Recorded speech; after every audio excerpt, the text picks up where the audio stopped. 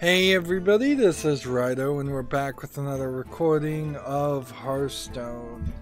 Today is November 23rd, Black Friday, and we're doing an early stream particularly because frankly I don't have a lot of confidence I'll be awake at the normal time. We're having another flare-up of insomnia. It gets really bad in the winter time. Seasonal affective disorder, or daylight savings or whatever, really screws up my insomnia a lot.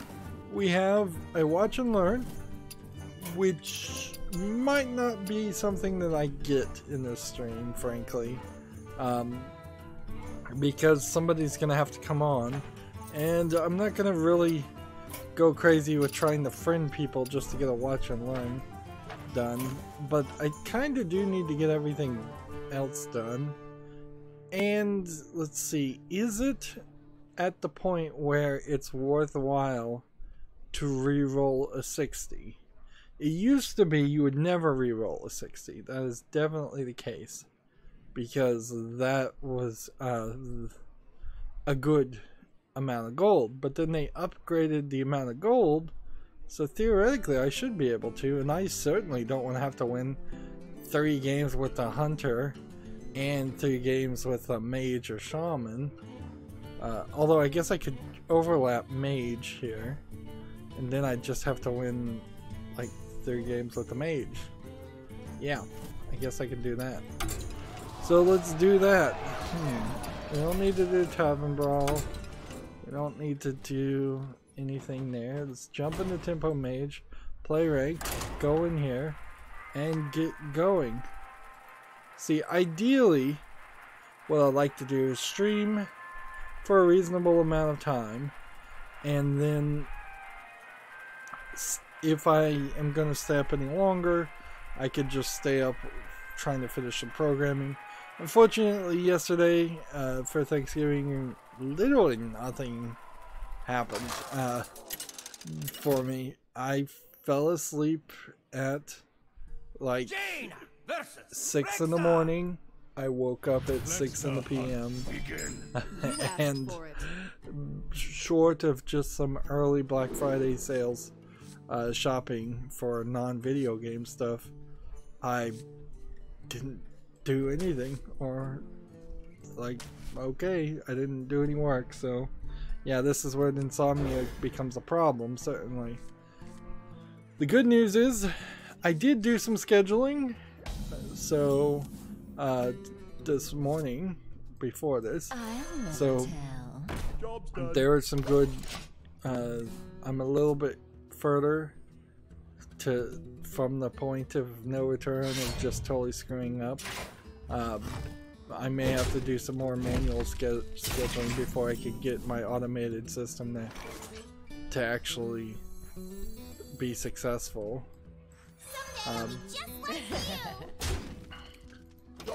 See, I guess this is an indicator that I'm a fool and I should stop playing Sorcerer's Apprentice on the second turn.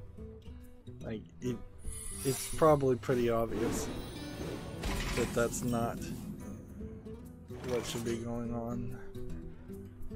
Alright. This. I'll never tell. And then freeze. And then I guess I don't want to attack. Well, here's the thing. I've got to attack regardless, even if this is explosive trap, which it almost certainly is. Yeah. I mean, I guess I could have waited until I had one more, so that was probably a bad play again. Yeah, so I got a few videos scheduled to replace the Back to Bed series, which that was something that needed to be replaced for that lost footage. And oh yeah, I recorded the Steam Awards nominations video and the Steam sale that's going on right now, wishlist e-begging video, which will air at 12 noon Central Time today and 2 p.m. Central Time today. So even if you happen to not see this video, there still will be a couple of extra videos airing today, which is not too bad. But yeah, a lot of this I am really just focusing myself towards going back to sleep. And ideally, I guess what I'm trying to do is just push it. If I fall asleep at, say, noon today and I fell asleep at 6 yesterday, and then it would only be another 6 hours to fall asleep at 6 in the morning. I mean 6 in the evening, like on Saturday. We have many secrets. Which then I would be going to bed pretty early, but not at a completely ridiculous time frame. But of course, insomnia never really cooperates. I plan, for the most part, to take the weekend to try to adjust my sleep schedule back to the way it was again, and it is really just an unruly, I don't know if I want to call it dog. I guess that would be about the best phrase to use.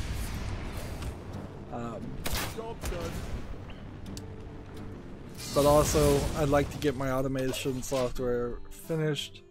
I've realized one solution to one problem in theory at least, so I need to implement that, and then I think I'm ready to start testing with multiple links. Now there's still a problem with this automation software where I'm going to spend probably more time than I would like still setting up the comma separated values text file. I don't really have a way of fixing that though.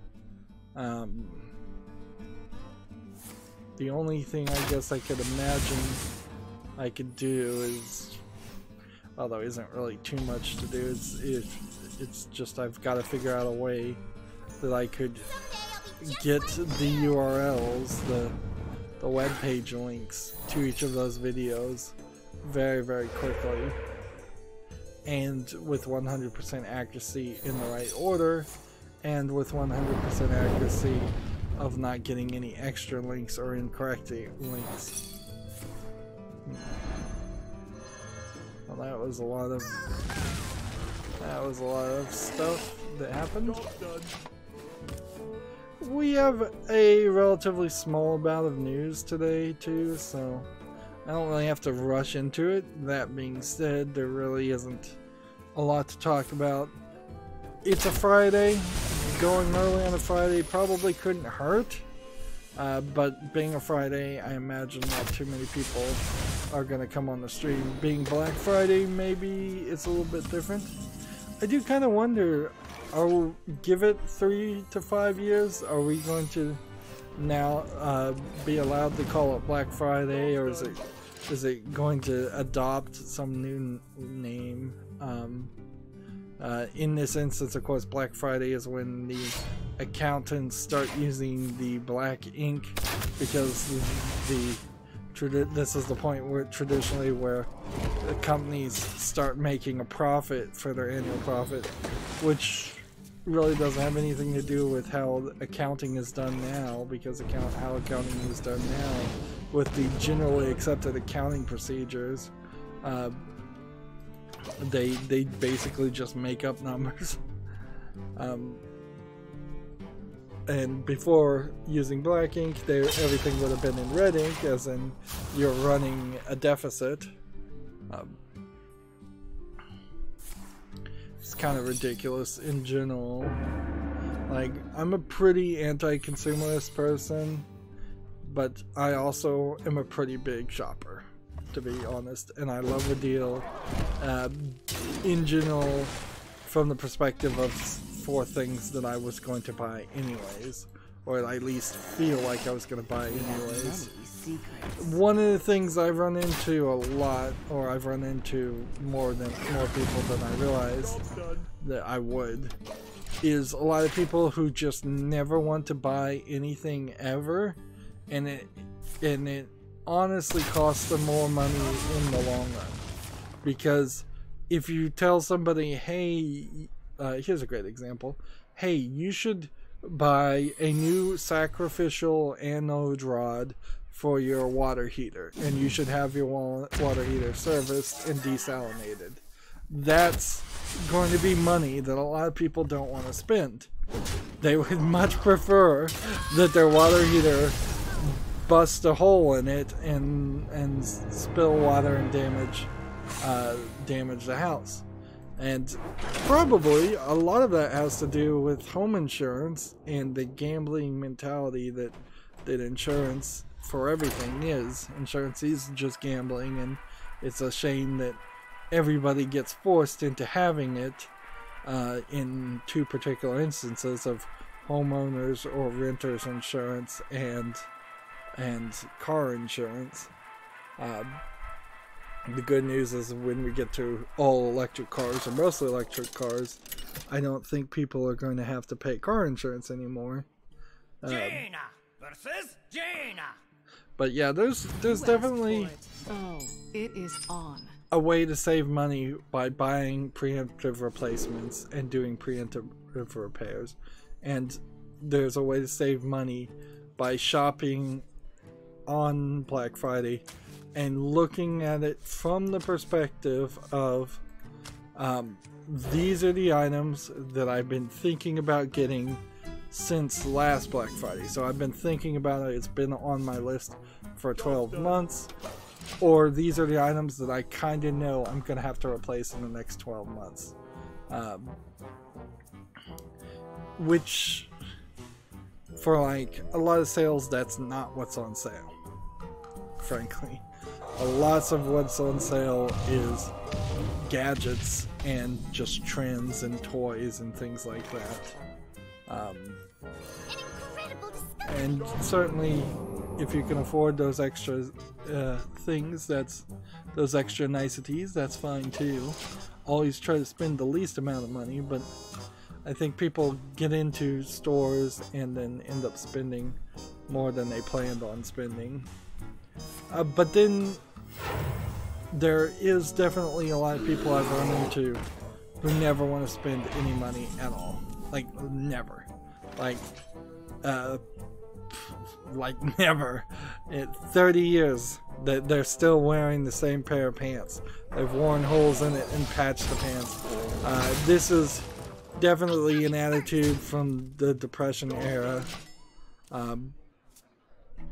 And it's just kind of inconvenient, not realistic, not reasonable in a modern United States lifestyle.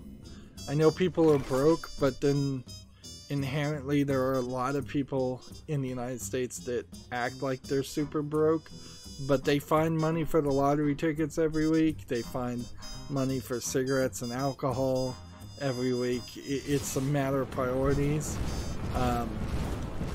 You can save yourself certainly a lifetime of expenses by just not being addicted to anything. Even marijuana here, and I know marijuana, they always say marijuana's not addictive, but heck, if you're just not doing it, that's free money there. We have many secrets. Let's see. Do I want to freeze this guy? I think I do. But also, just don't do a lot of shopping outside of sales. Slickdeals.net is the site that I follow, and I'd recommend everybody follow. It lets you see when things are real deals and when things are kind of just, it's 10% off, it's 15% off. Slickdeals.net compared to like Amazon.com sales yesterday, almost none of them made it to the top of the front page on slickdeals.net, because almost none of those deals, particularly from Amazon.com, Amazon.com is pretty bad on both on Prime Day and Black Friday. about not really offering much of deals. But then there's also a lot of things that just never go on sale too. It's a lot easier to get a sale on a mattress than it is to get a sale that's a good sale on like a Sleep Number mattress. Because once you lock into a specific brand, that's a monopoly that is by one developer alone.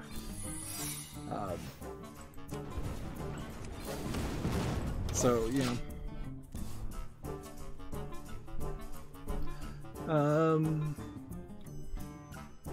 But yeah, I so far haven't seen a ton of great sales.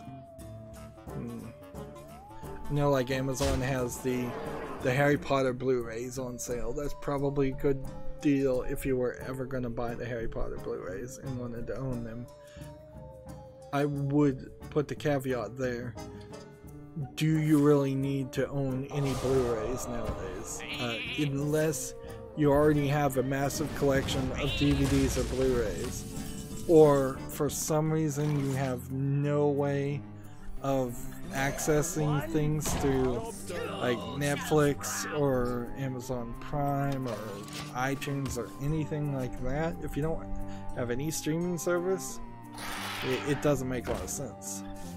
I could see people out in the countryside though with terribly slow internet though still wanting Blu-rays. A lot of TVs, particularly if you're willing to buy last year's model at a slight discount and a big size. Like if you're looking for like a 30-inch TV, you're not going to get much of a deal. But if you're willing to get a 55 or 60-inch TV that's a 4K smart TV, you can get a decent deal here and there. But yeah, so far I haven't seen anything, and it's just all online shopping. So if there are any store shopping events where you actually have to go in the shop and it's specific to your specific location, I have no idea about those, and those have not been deals for a very long time.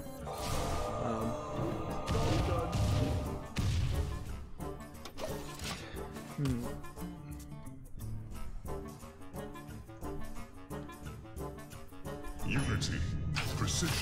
There's a 2-in-1 furniture dolly on Amazon that I had planned on already purchasing that I got. There's a new Ecobee's 3 Lite or the Ecobee 4 thermostat. Smart thermostats are on slight discount. If you specifically were looking for an Ecobee thermostat, this will be your best and only option really to own that. Get that, because that's just how it's gonna break down always, is that darn it.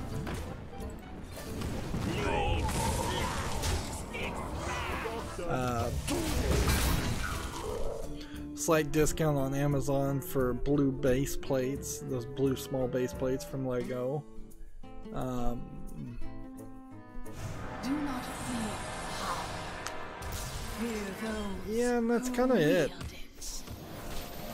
And certainly on Slick Deals, the sales come and they go very quickly, and it's no different today than it is any other day. So you can very easily miss a sale simply because you did not act on it as fast as humanly possible.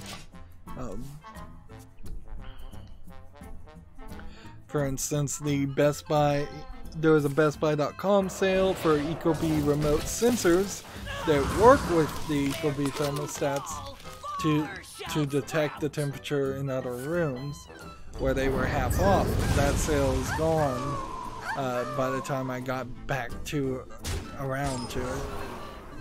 So that's a 50% discount on something that is owned by a single company and there are no alternatives is a pretty big loss.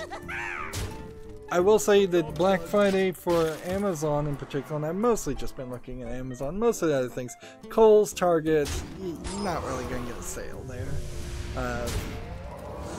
Walmart, maybe you'll get a few sales on Walmart, but then it's probably going to be bad quality, weird stuff on Walmart. Let's see. Do I have somebody I can watch and learn? See, this guy's making a deck. I'm hoping he would. We'll see in the next game if he jumps into a game.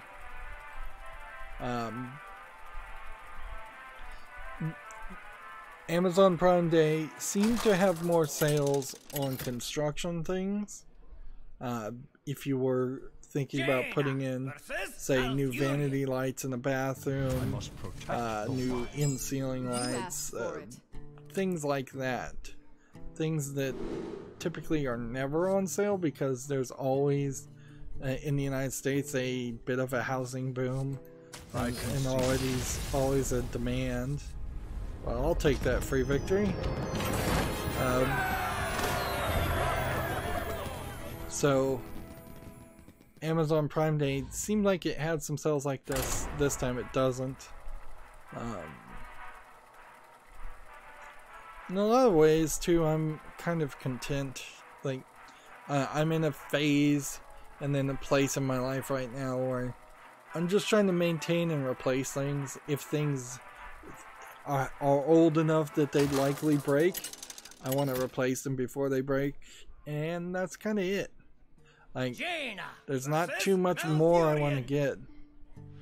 And it would become kind of silly to buy any more anime because I haven't watched what I have for many years. It's kind of silly to buy too much computer stuff because I kind of don't need anything. I do need a new video card, and that's it, really. As long as the rest of my computer works, everything else is fine. I don't want to own a console, even though Best Buy had a sale for at least a short time where you could get a refurbished Xbox 360 for $69 and then get a rebate for the same amount. So the Xbox refurbished 360 was free after rebate, which is a very good deal, certainly. I'd take a Switch if I could get one for free, but I'd probably hack that Switch too. So incredible discovery. Yeah, the video game wise, I really didn't see a lot of deals other than the Steam deals, and you'll see in my video that airs at 2 o'clock this afternoon. I go through the Steam deals and I do it kind of roughly. In all honesty, it's a pretty... I don't know how to do these videos the way I think they should be done. Or if there actually is a way to do these videos the way I think they should be done. Because they always do kind of come off e-beggy and a little awkward. I found it first. Guess we'll start with that. But there's a decent amount of games that were on my wish list, and that's basically how I shopped. Is just looking at the newly cleaned up wish list, which I guess I got that work done as soon right when I needed it to be done. I really wasn't thinking about that, however. So yeah, the cleaned up wish list, there's a decent number of games that are 49 cents. When I digged a little bit deeper after recording that video, a lot of the ones that are 49 cents then turned around and had some DLC or something that bumped them up to $1.50. there's a decent number of games that are below $2.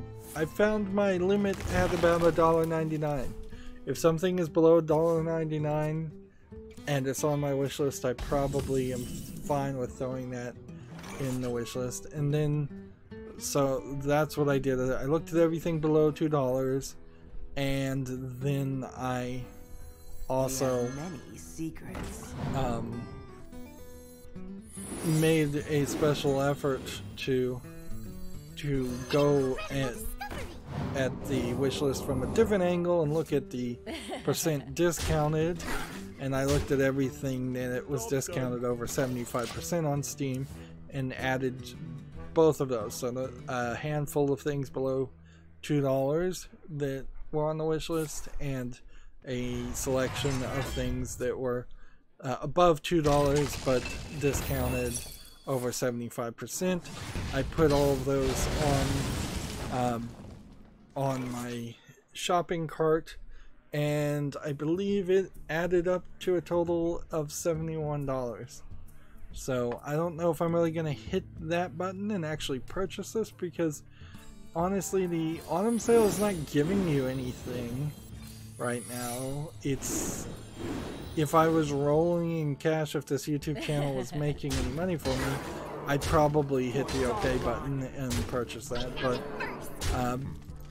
it's probably a lot better for me to simply do the same action next month during the December sales, because I assume the December sale will potentially be like a summer sale and give you trading cards of some sort for every $10 you spend. So I'd be missing out on potentially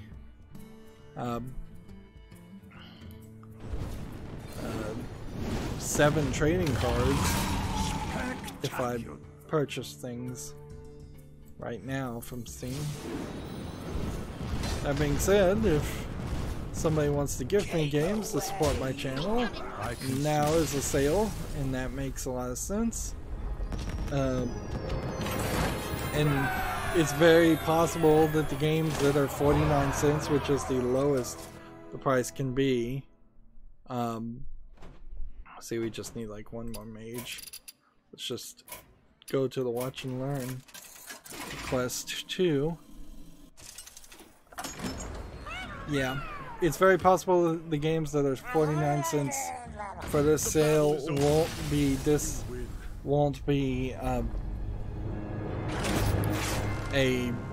well, that was hardly a watch and learn situation. Let's hope he jumps into the next game and wins.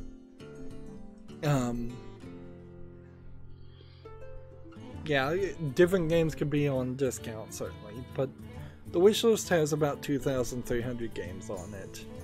I would say at least the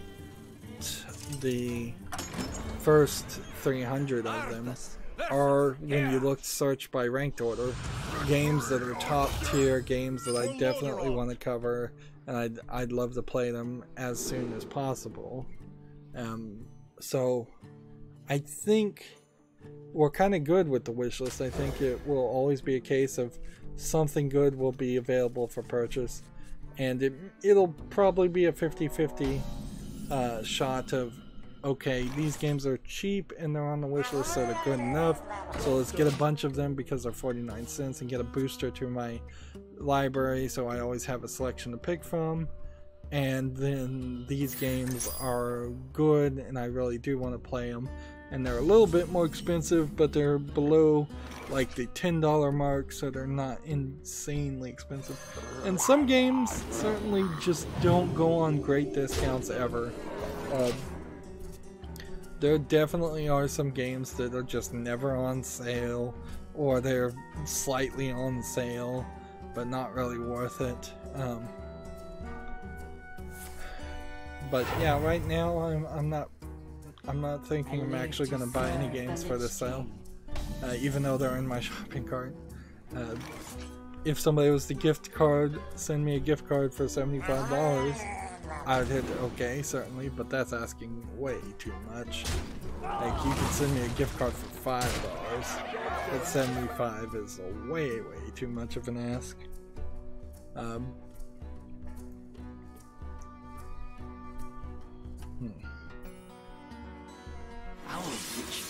Let's go ahead and start covering the news. I think this is going to be a 1-episode recording at this point, and so far all I've talked about is Black Friday and shopping in general. Arguably, I may spend too much time shopping, but in a lot of ways, though, because I look at slick deals and look for really good deals and window shop a lot, I actually end up spending a lot less money than I have in the past, certainly, because I've gotten much more familiar about sales and understanding how they come and go, how they're seasonal, when there's a good sale, when there isn't. There we go. See, and that should be our watch and learn victory. There we go. So let's come back here. Now, all we're looking for on these, on the main account with classic cards, is a legendary that we don't have and gold cards. So that epic is kind of useless, and these 4 cards are useless. These will be the same old, and they'll give me about 40 dust. This golden epic will give me maybe 800 dust. Though that actually might be quite a deal. So disenchant these 4 for 20 dust. Wow, that's pretty bad. I thought it would have been 40. And then we'll come over here. Golden epic. I really have no desire of holding on to gold cards. Not while I still have dust. Oh, so it's only going to give me 400 dust. I was hoping it was 800. It cost 1600 to convert it, but it only gave me 400. And see, if I were like Criterion, who has like a complete collection and tons of extra cards, he holds on to as many extra goldens as possible in case the cards get nerfed. That way they can sell for the same amount of dust, and then he can have this big old pile of dust, which then helps him get any new cards for any new expansions.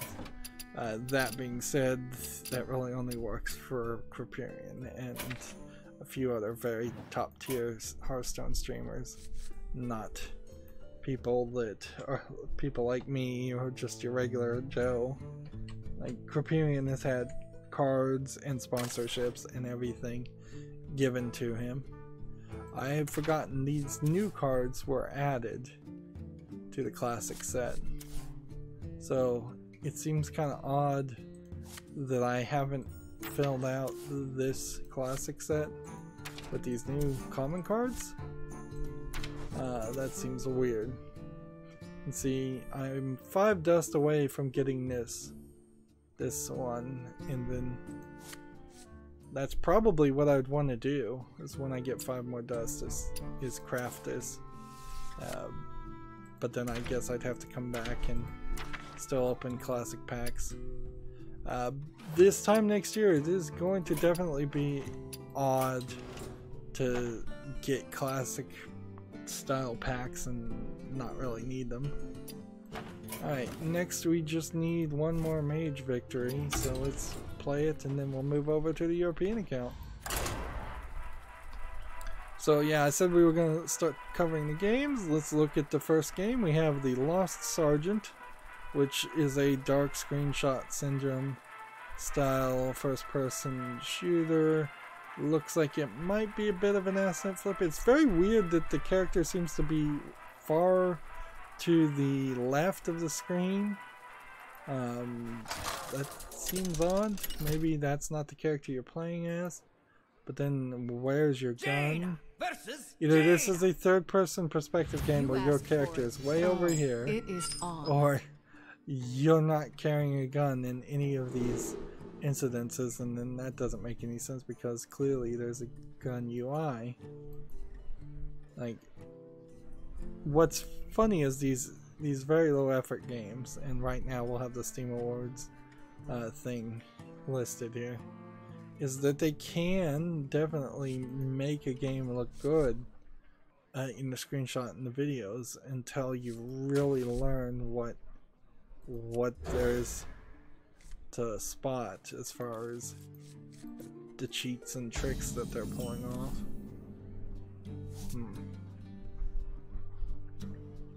Yeah, as I'm looking at the video of this game, it looks rather good, but I know that the skyboxes and the characters are just asset flips.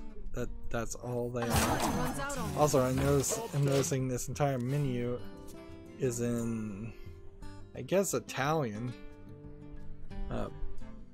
instead of English. Yeah, The Lost Sergeant. Why would you make a trailer in Italian and then say the game is also compatible in English? So we could look at this developer and see that he hasn't developed anything. I can look at the publisher and see that the publisher hasn't published anything else. So yeah, definitely not making it to the follow list. I have pretty much come to the decision that I think probably by the end of the year we won't even have time to wait till March. I think by the end of the year we'll have to do a follow list cleanup of some sort, and the follow list is awkward to deal with, certainly, because it's just not the same web page and interface as the wish list is. I just wish there was 2 wish lists. That's all I really want. Alright. If I play this, I can't play this. So, what do? I do this. I do this. I do that.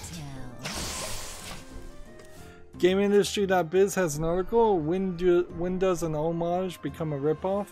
Legal and non-epic games uncompensated copying for other creators' dances in Fortnite has called the company's morality in the question.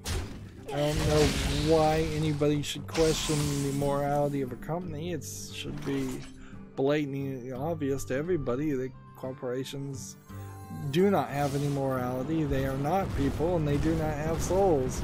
And they certainly will not act like they did have a soul, even if they did. Figuratively speaking souls. And literally speaking souls, I suppose. This is a story that expands on the fact that they pretty much stole a set of dance movements from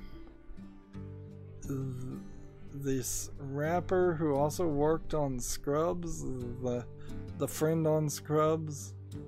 I suppose it's fair enough to call him the black friend on Scrubs. I'm pretty sure they made many jokes about that. And he improv'd a dance on the show, and then they kind of used that. Now, the funny thing here is there's really no legal recourse at all. The idea that a dancer could copyright a dance is insane. It's totally insane. It goes from the idea that somebody could potentially wow. Think about the Hokey Pokey, if you're old enough to remember that. Everybody in the United States at one point was hearing the Hokey Pokey when they were a kid. If somebody copyrighted that and they claimed everybody who was dancing the Hokey Pokey had to pay a license to it, that'd be insane. It's totally insane. Like, copyright is for big things. Copyright was for for authors who had their 300-page novels getting completely stolen and ripped off and printed and sold without any money going to the original authors at all. I don't think copyright was even really designed for people who are writing limericks or short poems. Like, maybe you could get a copyright for a poem, and that makes sense. But physical movement? That's ridiculous. There's no way you could enforce it legally. There's no way this would be better for society. I think, in general, the idea of copyright has come and gone. Very few things should get copyright anyways, in my opinion. Copyright was always supposed to be this very limited thing that was balanced on what benefits society versus what benefits the individual. Now that has gotten completely perverted to the point of copyright being used by corporations like Disney to benefit the individual corporation and the rich people at the severe disadvantage of society in general. Mickey Mouse is a great example of that. When is the last time there's been any kind of Mickey Mouse cartoon or anything created? There really hasn't been. Instead, Disney just kind of sits on it and doesn't create anything new. Had Mickey Mouse gone into the public domain at the time it should have, originally, there would have been so many webtoon animators and other creators making Mickey Mouse characters and cartoons. I think, yeah, like the King James version of the Bible is a great example of, here's a book that is based off the Bible, which is thousands of years old, and yet somehow somebody claims they own the copyright to that book, and thus nobody else can reprint it. That's insane, particularly when you're talking about the Bible. So yeah, people can be upset, certainly. You can write these opinion pieces on your article, but Epic in this case is actually doing better for society than the actor who created that dance. The actor who created that dance, to my knowledge, and as far as I think anybody knows, he created it on the spot for that TV episode, and that was it. He never went on to make more dances and show it off or entertain anybody more using that dance. Whereas Epic has taken that dance and they put it in Fortnite, one of the most popular games ever. They've entertained and allowed thousands upon thousands of people, mostly young people, to express themselves and be entertained with it. Epic is in the right. They've done more for society with that dance than the original creator. Copyright's not always good. If you could copyright movement, that would be horrible. What if like sleazy doctors started copywriting the movements to perform surgery? How crazy would that be? That would be insane. We have TT on the chat saying what up, or what's up. Hey TT. So we're on the European account now. Yeah, I know Travis wanted to play me, and I'm just gonna say apologies right now, unless he jumps in the chat and tells me he's here. I don't think I'm gonna get back to the main account. I did accept his friend request, however. We have 60 gold that says win 3 tavern brawls. I think we can pull that off. So let's hop in here. And what are we gonna go with? Hunter? Let's go with Hunter.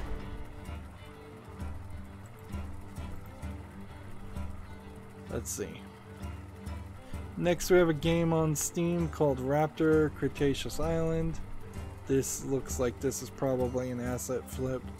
Looks like a pretty bad forced asset flip. General gun.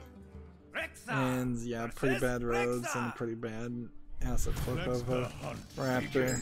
Bring it on. Yeah, nothing amazing here. Honestly, I don't see the appeal of a hunting dinosaurs game anyways. $7.99 is what they're selling it for.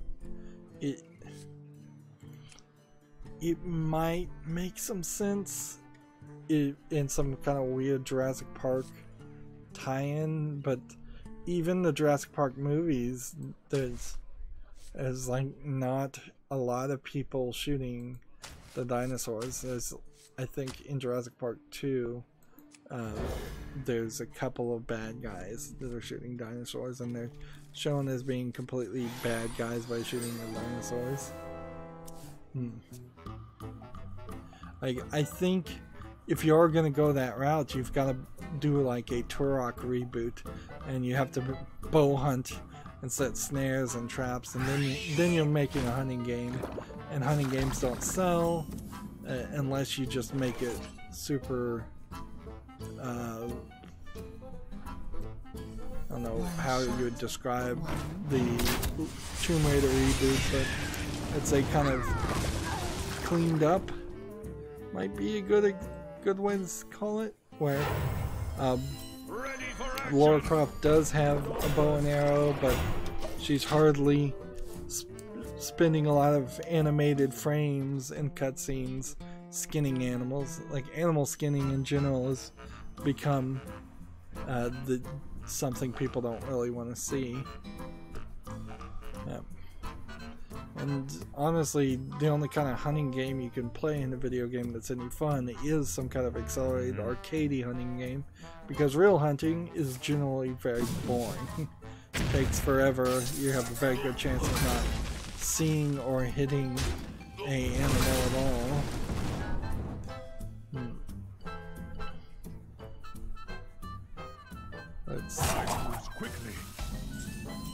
Let's come over here and play. Give a random friendly minion +1/+1. Hero power can target minions. Don't really need that right now. So I'll do this.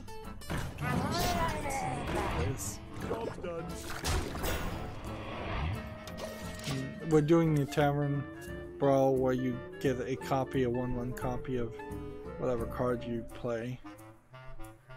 GameIndustry.biz has an article. The Xbox Adaptive Controller Christmas ad furthers Microsoft's push for accessibility. The platform holder creates a short film to highlight the new device during crucial sales period. Let's see. I guess the ad is here, so I'm gonna just watch it. There's a child that looks completely able-bodied playing, running in the snow, and he calls some other kids that were playing like hockey on the ice, but not really. And then they calling another kid who is playing Xbox, and now there's this kid who's playing piano. So that they're running through the neighborhood, calling everybody over,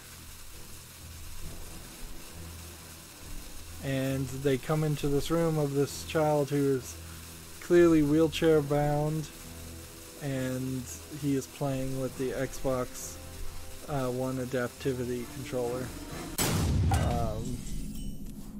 And now one of the kids is flossing for Fortnite. So, okay. Yeah, honestly, it didn't look like the kid that was disabled was really using the accessibility controller in any way you could actually do that. Which is my thought, particularly for the accessibility controller in general, is that it looks like it's a pretty expensive controller by default, but to really use it, you're probably going to spend like $150 dollars to buy accessories.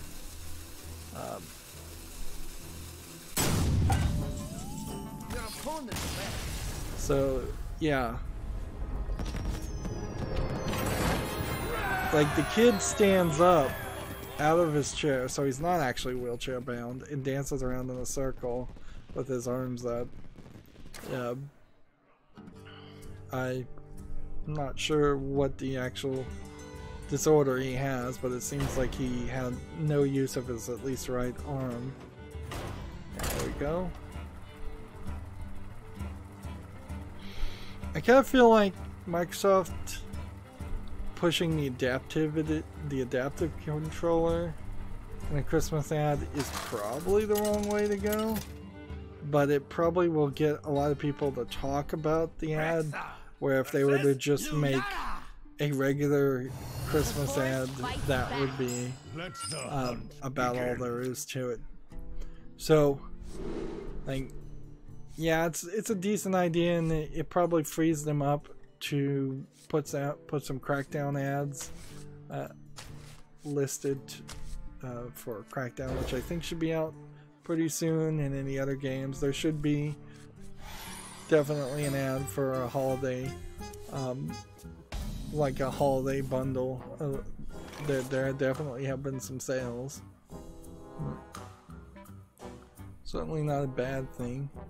And targeting a younger child with disability is probably better than targeting some of the speedrunners and other kind of semi-pro and pro players who have disabilities.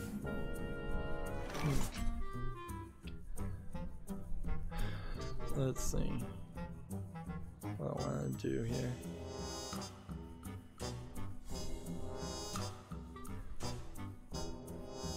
Put a 1-cost minion from each deck into the battlefield.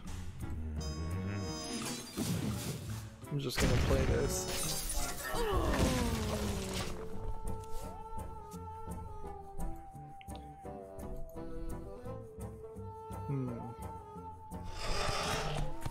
Let's see. Moving on. We've got a game on Steam called Life Game, which I assume is a simulation game, low effort, by this terrible art assets alone. Yeah. Feels like you'd probably be playing a game where you live just somebody's life. Kind of like The Sims, but a lot worse. Yeah, this does not look interesting whatsoever. Alright, secrets cost 0. Give your other minions +1 health. Shiny, lovely loot. There you go. Gamma Sutra has an article. We Happy Few, early access and the danger of a good trailer. Now, I think this title, without having read the article, probably is inaccurate. I don't think We Happy Few suffered particularly because of early access. I definitely will agree that they suffered somewhat from having a good trailer, but honestly, it's not the fault of the trailer being good, it's the fault of the developers, Compulsion Games, not making a shift towards the demand that was clearly there. The trailer itself is probably slightly bad because it does not depict what the game really is, but honestly, they could have shifted away from the survival mechanics pretty easily into a more linear Bioshock-esque style of game, which is what people expected and wanted after having seen the trailer. Speak your piece. Okay.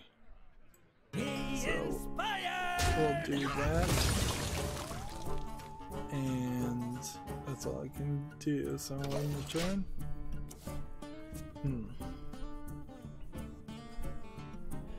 The problem, in my opinion, that's bigger is Compulsion Games went out and started a Kickstarter, used that trailer to get a lot of people to fund that Kickstarter, and got in over their head.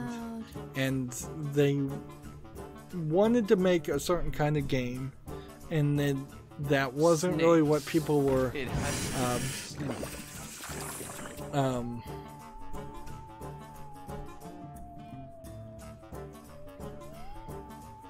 the game they wanted to make really wasn't what people thought they were going to make, and that's a big problem. I would say Double Fine did a very similar mistake when they made Brutal Legend.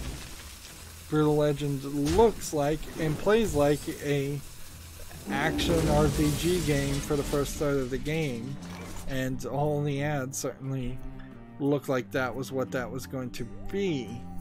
And then after the first third of the game or so, they introduced the stage battle mechanic that everybody hated, except for people at Double Fine, which people at Double Fine still defend and love that fighting mechanic and that stage battle mechanic for not really great reasons, in my opinion.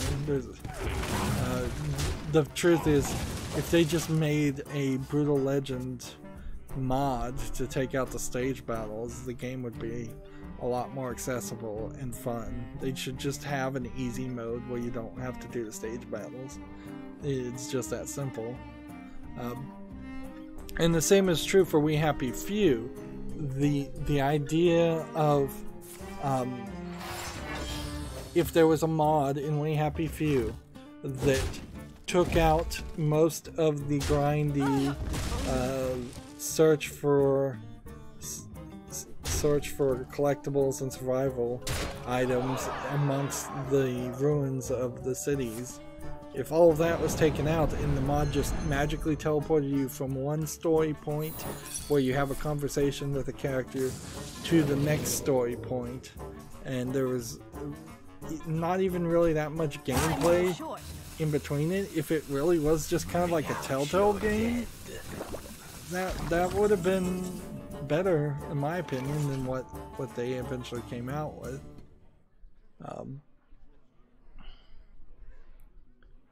Let's see. Deal 5 and 2.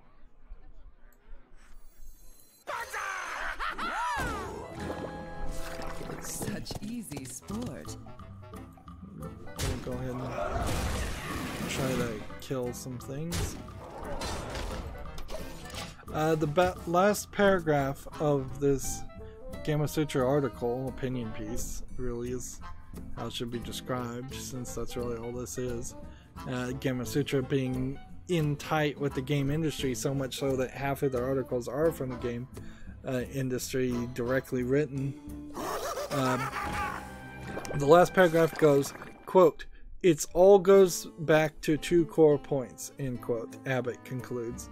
1. Do you think your game would benefit from significant ongoing feedback?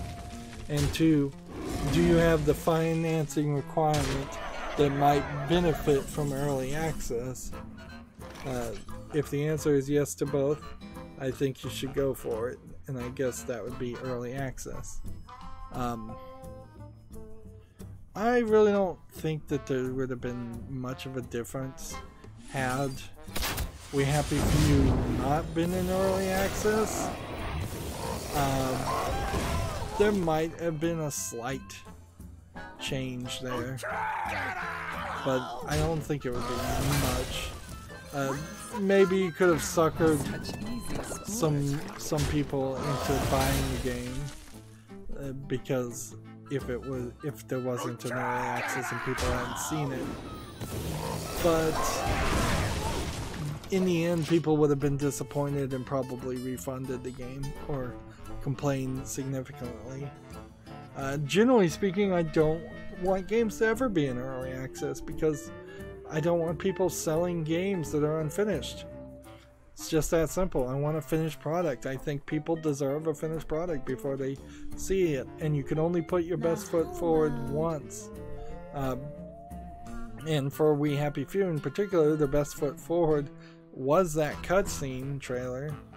And had they gone dark after that, had there been no early access after that, and the game had just come out, that might have been better. That being said, like, the feedback that people were giving in early access was, from what I hear, that they pretty much completely hated the entire gameplay mechanic it was based on. So, and that gameplay mechanic did not get changed, did not get removed. It's a little unreasonable to expect that it would have. So I don't know what you can learn from a process like that. 2, 4, 6. Guess I could kill this one. Such easy sport.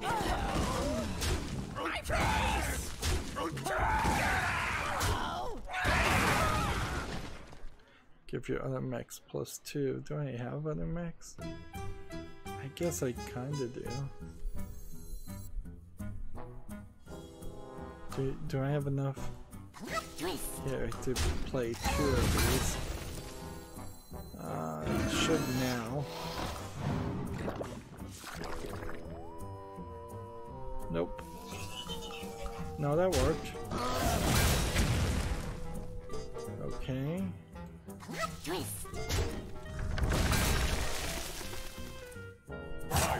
Quickly. Yeah, but that's not gonna win for me. So I'll just end the turn.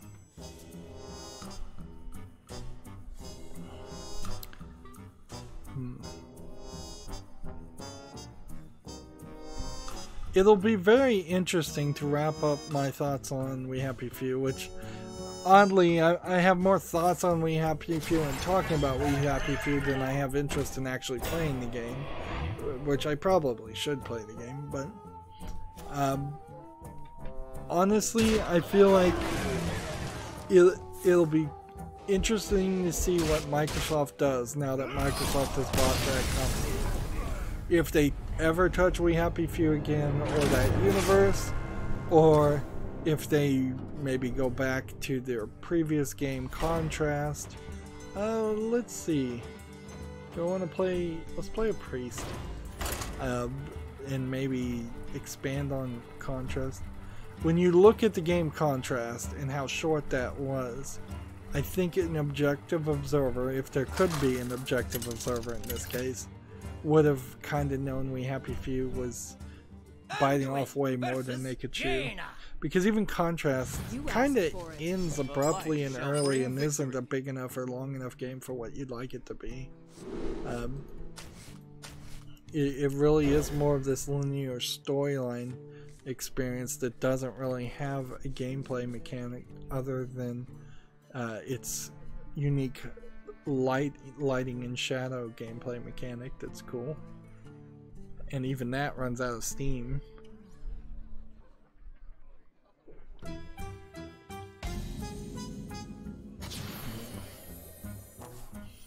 I wouldn't be surprised if Compulsion Games honestly gets put as like a secondary support team for several of the other companies that they've bought.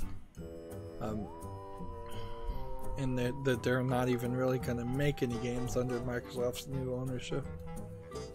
Yeah. I wouldn't be surprised if that's how it goes completely.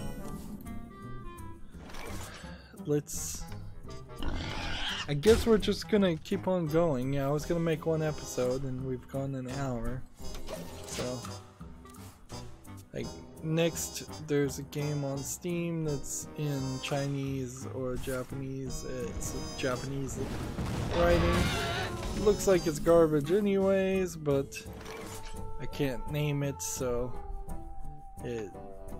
it's not something I could play even if I could name it. So like, I can show it to you certainly, but doesn't really mean anything to me. It just looks like it's a low effort Japanese game. They do exist on rare occasions.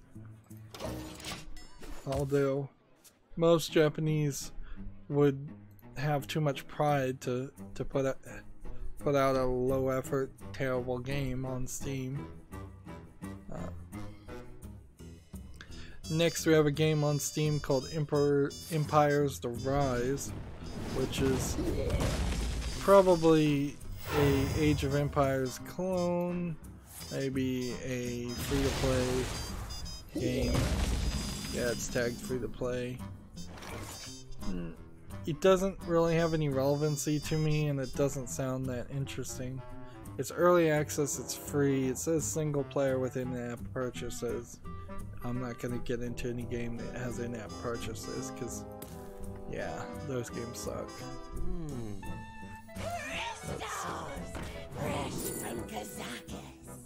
Choose a friendly menu, summon a 5 copy of it. Interesting. Job done.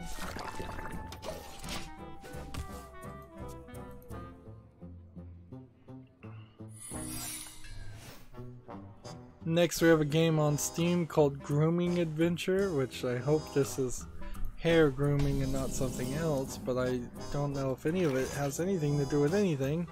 To me, it looks like it's just a very low effort, terrible platforming game. It looks more like a student project, a second year student project, versus something that should be sold on Steam for $1.99, no discount. Yeah.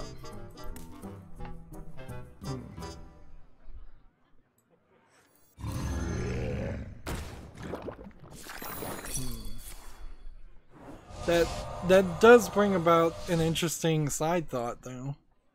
That there honestly should be nothing wrong if somebody did artfully and in good taste, and I'm all free speech, so even if you wanted to not do it artfully or in good taste, I'd still be okay with you doing it. But there really is nothing wrong with the general idea of making a video game where a character actually sexually is grooming a minor, because, and hear me out here, there is this little novel called Lolita that is a classic, and certainly that exists. That movie exists. A movie was based off that novel. No, actually, at least 2 movies were based off that novel and made. So yeah, there's certainly something to be said. Let's go in with this, and let's play this. Now, almost certainly, I would say Valve would not allow a game like that to be on their storefront, but theoretically Valve said that they were cool with stuff like that. Theoretically. In actuality, I don't think they really were. Not as much as... Okay, so I can attack, but these guys will only get +3 attack every time they take damage. So these two can't ever get any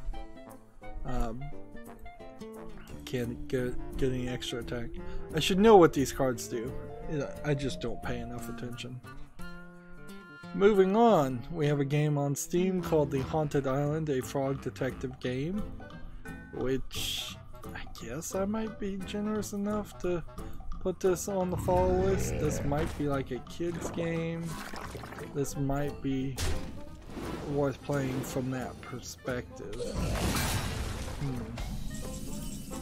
Or, you know, this might be a meme game with a frog like Pepe the Frog. I don't know. This is a short game, it says. So I'll put this on the follow list and investigate further at a different time. Okay, This will do 1 damage to all minions. So choose a friendly minion. So I'm gonna 5/5 copy of that. And discover a death rattle card. And let's take this taunt card. Attack here. Attack here. And then return.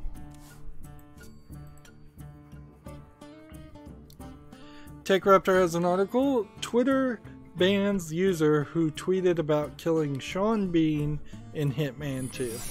Sean Bean being the actor who was in one of the Hitman 2 commercials, who was an elusive target for Hitman 2. So yeah, Twitter is all over the place. Like, let's see. The exact quote here, I guess we can show because, you know, it's important to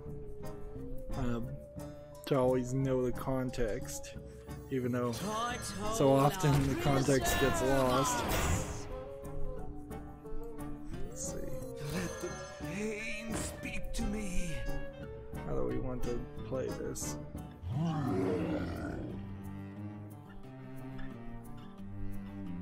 I hit this one, and then Touch that.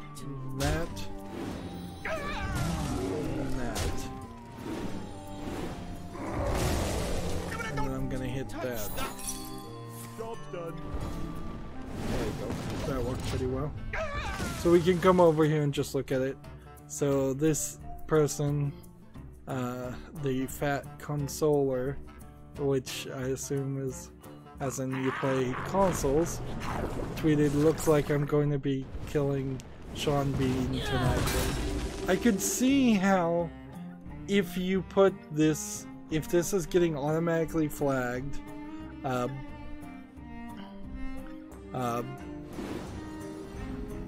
by somebody at Twitter, and then Twitter almost certainly has just got people in India that are looking at the flags automatically. This makes sense. Like it really does make sense that it would just accidentally get removed, because yeah, context. As I'm talking about context, this is an example of that. Very much. Okay. So, how do we want to do this? We do this. We do that. We attack here. And we end the turn.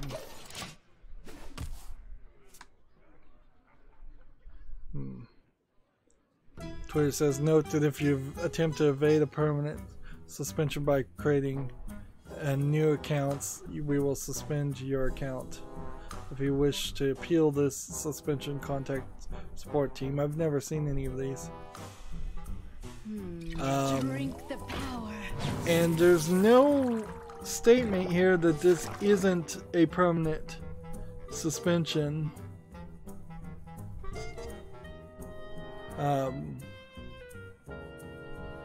And then apparently he appealed it and then they undid it. Let's see. And so then the fat consoler put out this follow-up. Got banned for this reference to a computer video game, but now I'm back, so Sean Bean better keep sweating. Inherently, this is just a case of a great example of all these services should, in my opinion, just be free speech. Free speech, free speech, free speech. You can say whatever you want, and if it's illegal, and if it's an actual threat, if it's a credible threat, if it meets all the qualifications to end up in the court case. Just let the courts sort it out. If Sean Bean feels like he's being threatened, he should contact the police. The police will decide whether it's a credible thing and whether it's worth their time to investigate. And then they will probably ignore it and move on, frankly, because they will realize immediately it's not credible. Hopefully the police don't decide to go the other route and pursue and waste taxpayers' money for something that is obviously a reference to a video game. But yeah, just let the police and the courts sort it out, and honestly, Twitter should just leave it alone. Leave all the terrible, awful, disgusting things that get posted on the internet up, frankly. Stop trying to be a policing authority when you do not have the authority or the moral credibility to do so. Because you know what? That doesn't really work for Twitter in the long run. It just makes less and less people feel confident that they can express themselves freely on your servers, and thus you're less people willing to actually use Twitter.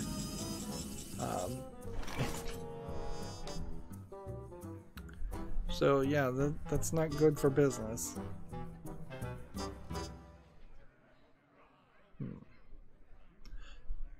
Personally, I guess I could say this directly as I'm waiting here.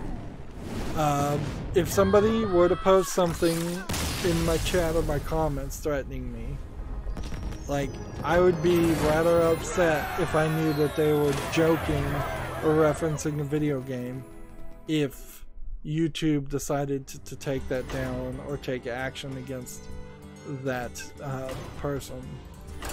Particularly if it was a situation where we were all joking and we knew what was saying was not serious.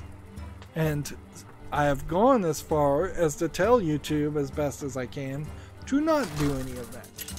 To not censor or blur out any common, like, negative words or bad words or anything like that. That does lead to some people in the chat getting in trouble, and then I have certainly muted and blocked and reported people, mostly for harassment, but it needs to go through me. It needs to go through the content creator who has the most on the ground perspective, nuance, understanding of what the conversation is and what's going on. It doesn't need to go through some AI bot or somebody who is in India that's looking at thousands and thousands of tweets or comments and has no idea what is relevant and what isn't.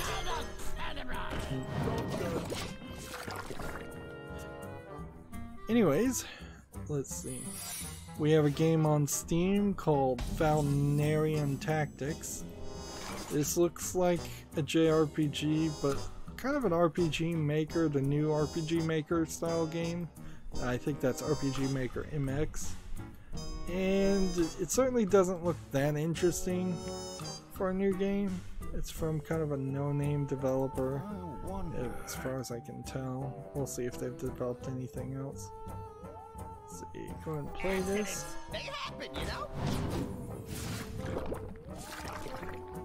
Yeah, that was a mistake. I should have attacked first. Oh, it's not explosive trap. Interesting. It's almost always explosive trap. Actually, this developer has made several other games. It's just that none of them are recognizable.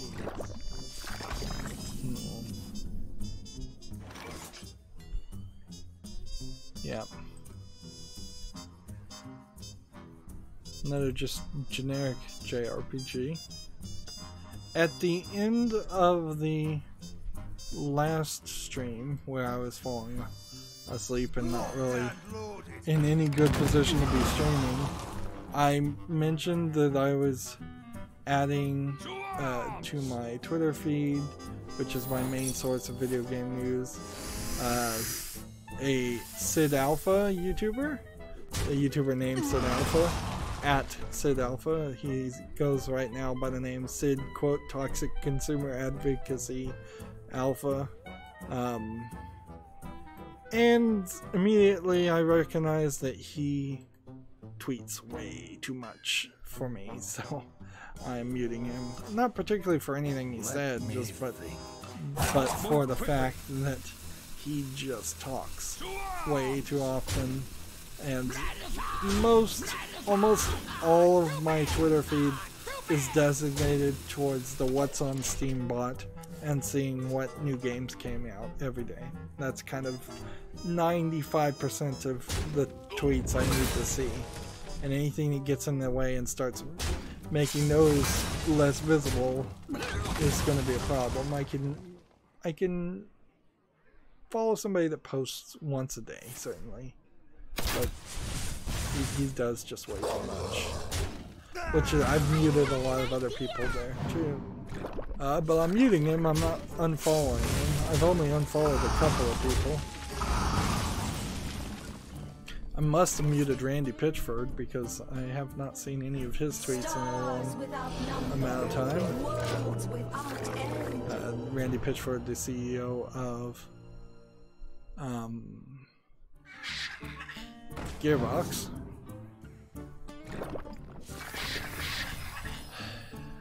A furry online website was hacked, and furries being anthropomorphic humanoid animals, and all of the users' database information came out. Now I clicked on the wrong link, so all I have here right now to show is a screenshot, but I will just go ahead and show the screenshot of what the characters seem to all look like. You know, just, you know, anthropomorphic humanoid animals. Nothing too special about it. Let me think. I think, frankly, that... Okay, here's the actual article from TechRaptor. I think too many people fall into the joke of all furries being just sexual deviants, and in all honesty, I think there's actually not as much of that as you would think, and a lot more very socially awkward people on the Asperger's scale that are into furrydom, and frankly, it might be a straight case of just yellow journalism and slander. But yeah, TechRaptor's more to the point article: erotic furry game data breach comprises data for 400,000 users. Now they're using the exact phrase erotic furry game data. So this was a game called Hightail Hotel, and this story was originally from GameIndustry.biz. So, like all the other developers,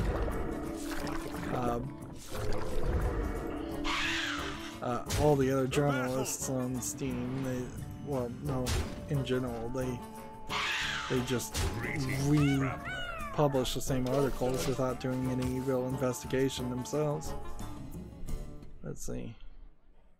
It says Hightail Hotel is a game in the furry fandom that can stray into the territory of erotica. Apparently it was run through their own website. User emails, names, and IP addresses and orders to the site have been exposed. Thankfully, no credit card information or financial data was stolen as part of the particular breach. That's what they all said. Salted hashes were part of the included data, but the very nature of salting makes it less likely that anything nefarious could be done. Let's go back to Hunter.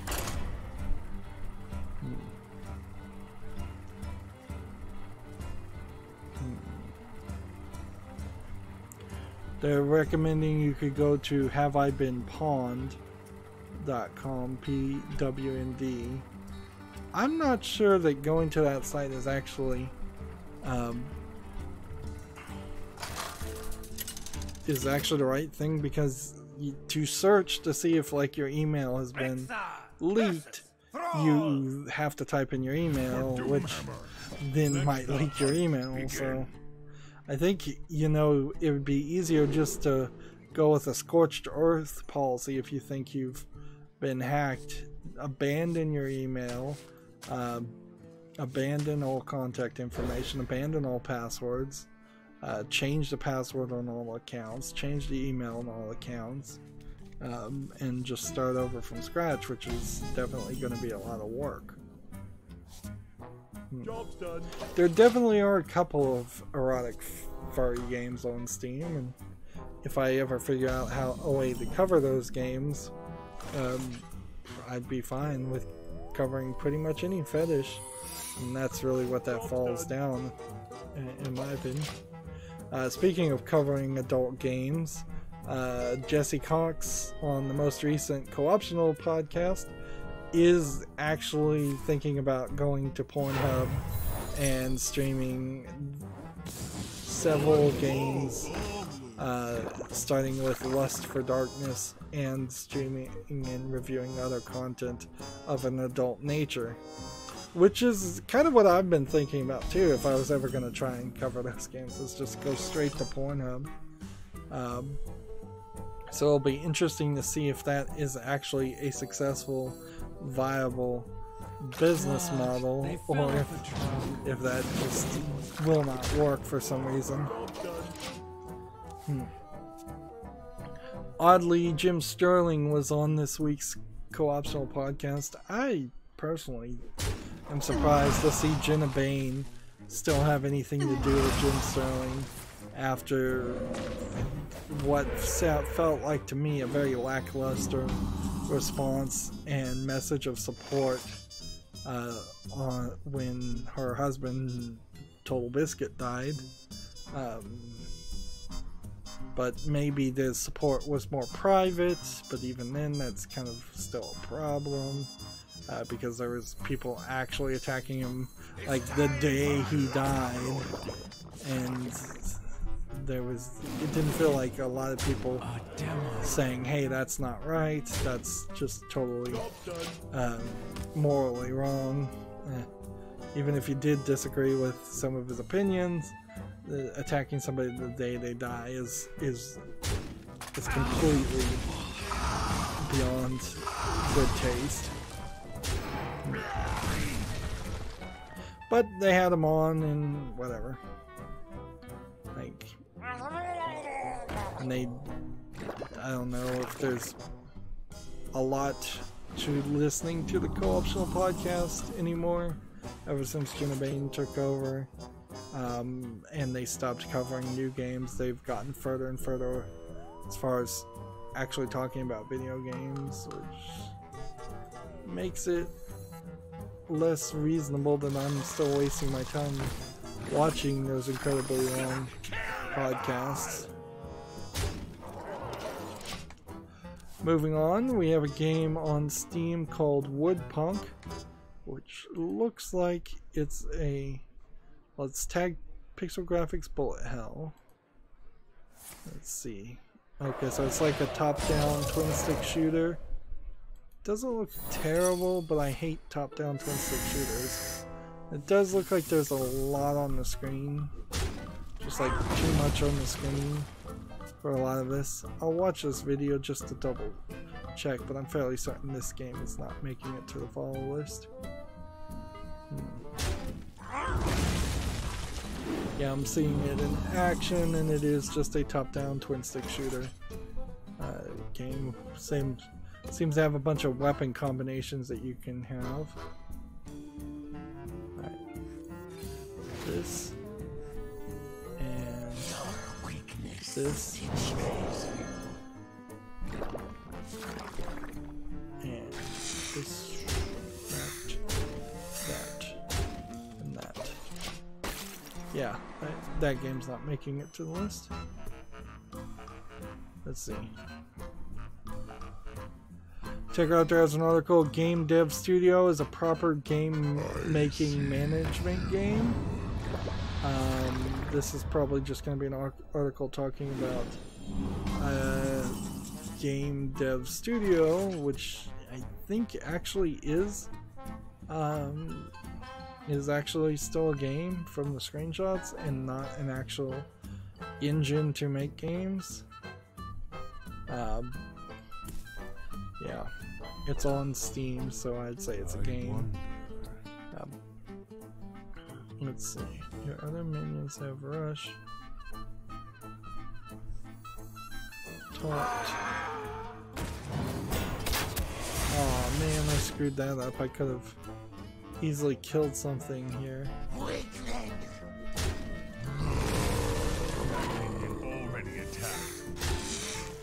See, had I killed that one minion first, I would have had 2 taunt minions, which would have been nice.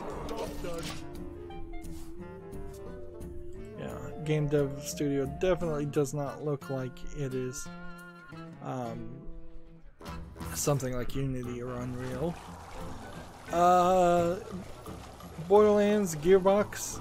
Yeah, Gearbox retweeted a code for Borderlands the pre-sequel that gives all of your characters a turkey head skin. I, at this point, probably need to install Borderlands the pre-sequel and start trying to accrue all of these shift key codes, particularly since a lot of them just expire. I really don't have enough space, as much space as I would like, I think, to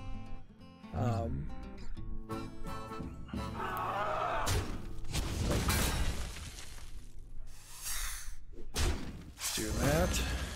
And then will this be 2? Yes. Okay.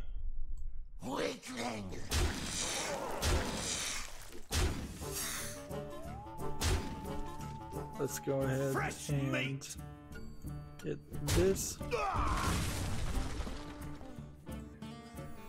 Play this. And hit that. Yeah. Yeah, I really don't have enough room to have Borderlands pre-sequel and Borderlands 2 installed on my hard drive at the same time. My SSD, if the SSD really went on sale during the Black Friday, I'd probably want to get another one. But honestly, from what I heard most recently, SSD prices are just going down and down and down. So if I waited till after CES, there's a good chance that that would be on a pretty good discount even then. Game Sutra has an article. Diablo Immortal exists because, quote, China really wants it, says Blizzard dev. China really wants a mobile Diablo game? I don't know which China you're talking about, really. Are you talking about China, the government of China, or are you talking about China, the people of China? And don't tell me they're one and the same, because they most definitely are not. Well played. There you go.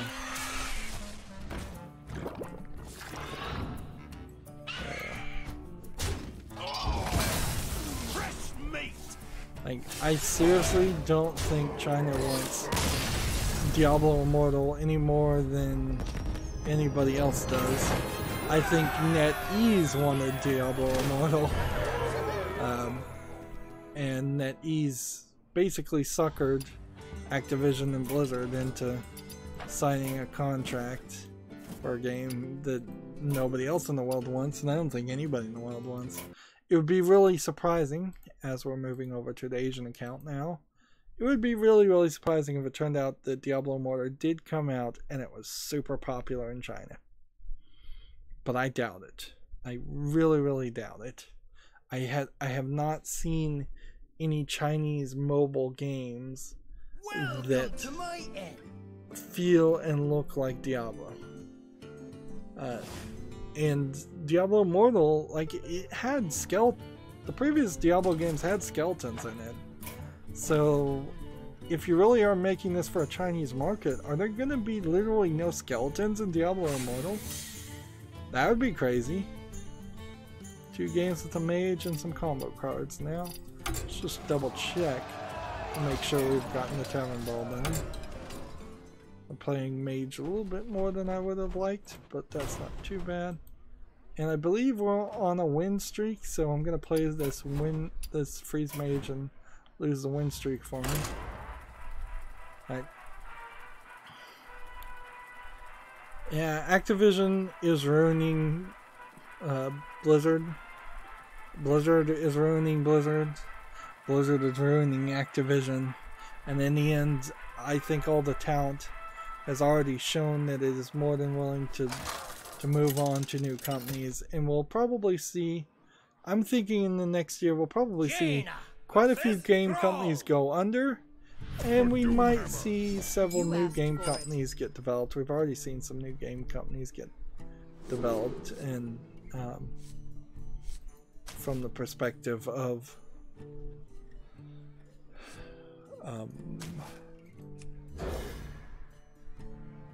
like former Bethesda employees. Like, if Ben Brode was to announce a new Hearthstone style card game, I would probably jump the shark to that too. And I personally don't even think Ben Brode is that good of a leader in Hearthstone, but I might most definitely would consider jumping the shark, jumping over to a Ben Brode Hearthstone style card game. I'm saying jump the shark, but I mean jumping sides.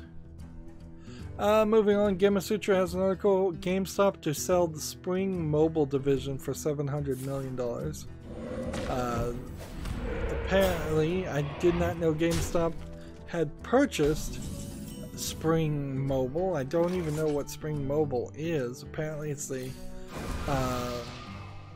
cell phone company that owns and operates 1,289 AT&T wireless stores. This must have been an acquisition that happened in the last 5 years or so. And so, by selling this, they're hoping to be able to GameStop is hoping to be able to reinvest some cash into its core video game and collectibles business. Notice how they put collectibles on the same level as video games, because let's face it, GameStop is not making, it's not going to make a successful transition into selling video games alone forever. Eventually people are going to go all digital, and then GameStop is not going to have anything to sell. Don't really need to cover all the games that came out in the past couple days, but I'll probably will. Let's see. I'm kind of just buying time so I could play this. Right, so freeze. And do that. End the turn. We have a game on Steam called Step by Step, which looks like a one-screen Unity, very minimalistic. It looks like a platformer or puzzle game. I'm not even really sure what this is, but what I can say is when you're just making different colored pixels on the screen, there's no way this is going to be an interesting game. Look at the frame rate on this video. This is running incredibly poorly. Yeah. That is not a game that should be on Steam. That's a game that should be in a first-year college class of programming, where you'd be able to get away from having no ability to hire an animator or animate something yourself. Job's done. Next we have a game on Steam called Elon Musk Simulator 2. Clearly this is a troll game, and it's not going to stay on Steam very long. I'm pretty sure you cannot use somebody's name and brand if they're a famous person without their permission. If that was the case, then there would be certainly a lot more things like that. Maybe if they were a politician, if it was Hillary Clinton Simulator 2, you might be able to get away with it, because parody law might kick in. In this case, even parody law might still be a valid response. Let's see. Let's do this. And then in return,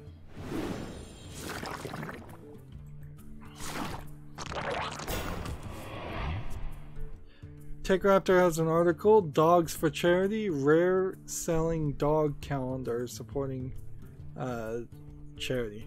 So I misemphasized there.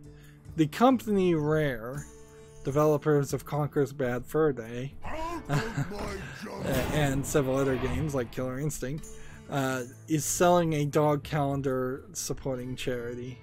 So 12 months of dogs in outfits.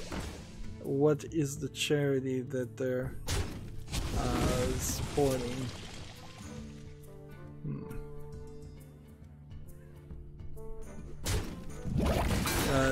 It seems like each dog is dressed up based on a game that Rare worked on too. Like one is as a pirate for like Sea of Thieves.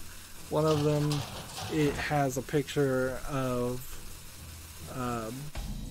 I think another game that they worked on that I can't remember the name of.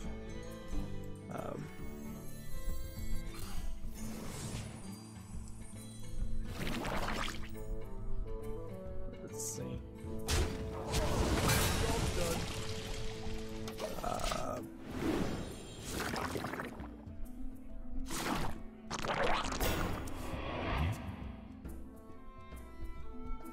Let's see. But the charity, all proceeds go to Special Effect, a UK-based charity aimed at bringing accessibility in video games to gamers with disability. Seems like that is video games companies' favorite style charities, is just bringing games to children in need or children with disability in particular. I feel like that's pretty self-serving, and they frankly should spread out a little bit. Like maybe go after people, kids with cleft palates, or in some other way. Someday I'll be just like you. Need help. Alright, let's play this. My hand is too full. There's another card. Pain, speak to me. My hand is too full. So we're milling them.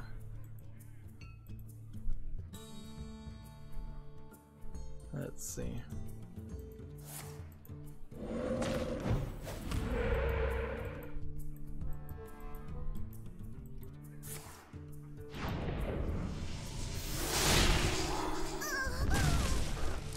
Actually gonna try and win here. Remember, I have a streak, so ruining the streak would kind of suck.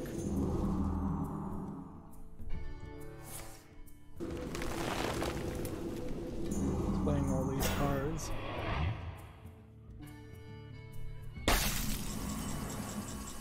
Okay. Play this. Reality. Do this.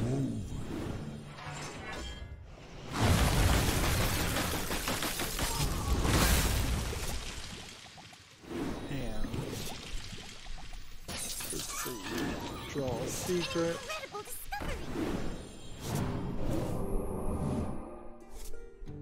Let's hit this. Bring the pain. Hit that. Job done. Inventory. My hand is Next, too we have a full. game on Steam called Royal Booty Quest, which is about the name is the most provocative thing here. You can see that they're trying to be provocative on the graphics, but it looks like it's a card-based turn RPG that just looks absolutely horrible. Really, really awful, low effort game. So, yeah. That definitely is not making it to the fall list, and definitely not making it to the wish list. Beyond that, let's see.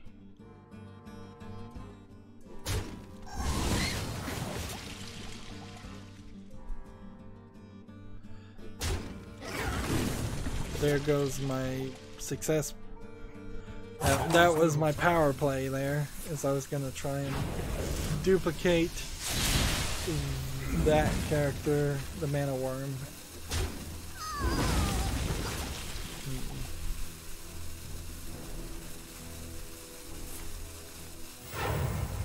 Let's see.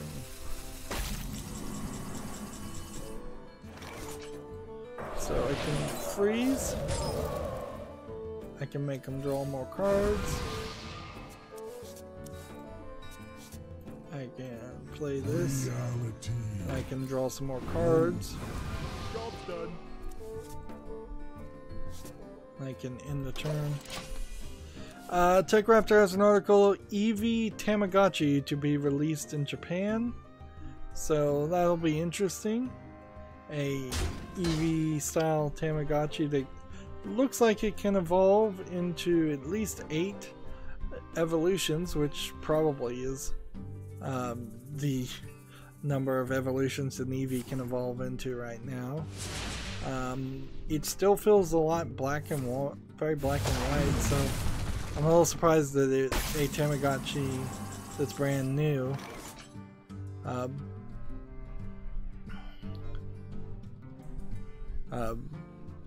But yeah, it still seems like it's gonna be black and white. It'll be surprising to see if Tamagotchis, even a Pokemon related Tamagotchi, would make its way outside of Japan, or if this would just be an example of something that is just, let's see.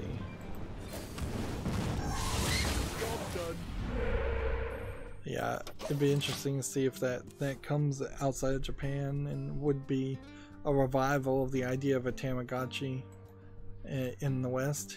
I remember when Tamagotchis were a big thing when they first came out in the United States for a brief second there. I think I had and subsequently killed a few Tamagotchis.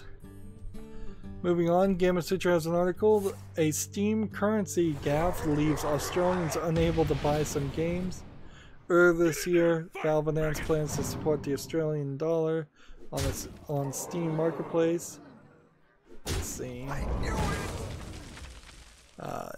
When support for the AUD finally arrived this morning, some games were suddenly yanked for sale, leaving users in the country unable to purchase a variety of titles, including one featured on the Steam storefront. Interesting. So were they yanked for sale because they are not classified in Australia? I doubt it, because I imagine they were already following the rules there. Let's see. As reported by Kotaku, a number of popular titles from big names like Microsoft and Ninja Theory are currently unavailable for purchase as shown below, including Quantum Break, Ori and the Blind Forest, Hellblade, Spelunky, Into the Breach, Undertale, Return of Obra Dinn, Night in the Woods, Warhammer 2, and many more. Whenever Steam introduced a new currency, it requires developers to set a new price for that region. This means that every dev needed to choose a new price point in Australian dollars before the switch up. And as you can probably imagine, quite a few forgot. I'm almost out of cards. Let's see. Still trying to win. Let's do this. Someday I'll be just like you. Someday I'll be just like you. Bring the pain. Let's go ahead and Bring draw cards. Out of cards. I must have burned the card I needed. Where's Archmage Antonidas when I need him? I think I don't have the actual card I need to play this Freeze Mage strategy.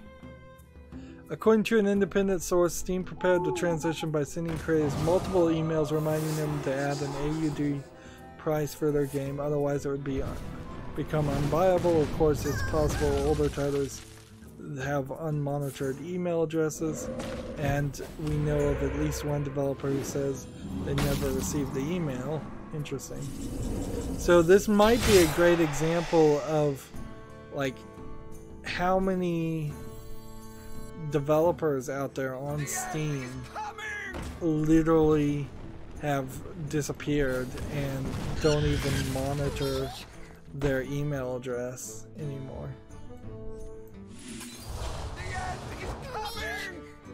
Let's see.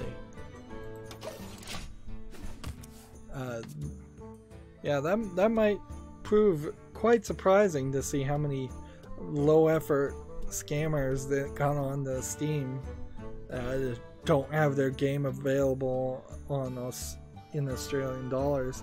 And see, I think that would be very helpful for Steam too to have that kind of information. That shows a lack of interest, a lack of activity for them to investigate further. Although, why not just convert it by default? At least for people who don't set that price. Like send out multiple emails and then have the last couple emails saying, hey, if you don't set a price, we're just going to sell it by converting the value to whatever it is right now, because clearly that's what they were doing in previous instances. Is people were buying Steam credit or Steam gift cards. I don't even know how Australian people were buying games before that point. They were probably converting their Australian dollars to US dollars and then having US dollars listed in their Steam wallet. That would be my guess. I shall bring you rest. Moving on, we have a game on Steam called Binary Bots VR, which does not look impressive for a VR game. Looks like it's basically some very generic environments and shapes. So yeah, that's not making it to the list. GameIndustry.biz has an article, The Post-Telltale Plans for Skybound Games, How the Walking Dead license holder will better establish itself as a games publisher. So I'm going to try and skim this article, although that's going to be kind of complicated. But my general idea here is to try and skim it and see what it says.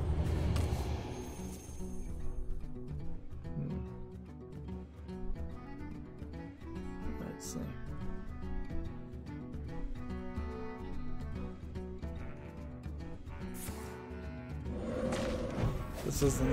This is a question and answer article. What? Here's a quote This that's jungle bolded. hides many Quote, "We continue to work with third parties, but to have our own in-house games publishing vehicle was one bit that was missing." So they're going to focus more on that. There's another big quote. Quote, "If there's something really outstanding, we can say to the creators, well, what about comics? What about books? What about TV?" End quote. So they're going to go for the multimedia approach, which might work, might not. Honestly, if you look at like the Marvel comics, there is, I think, an argument to be made that the Marvel movies and the Disney movies are pushing comics out in favor of Bring you rest. just having the Marvel movies be their own thing, and they're much bigger thing. Out of cards. Instead of the Marvel movies, say, having stands that sold comics, or having the concession stands in movie theaters sell Marvel comics, or have any kind of tie-in whatsoever for what's going on in the movies with the actual comics that are coming out, there really hasn't been anything like that. So they don't seem like they're doing anything interesting to promote the other media. And Disney also, same Disney that makes the Marvel movies, not really doing anything with the larger world of the Star Wars universe, like the fan novels and any kind of like TV movie novelizations or anything. I haven't heard anything like that being made. Guess we'll do that. I'm gonna lose. Excuse me, sorry.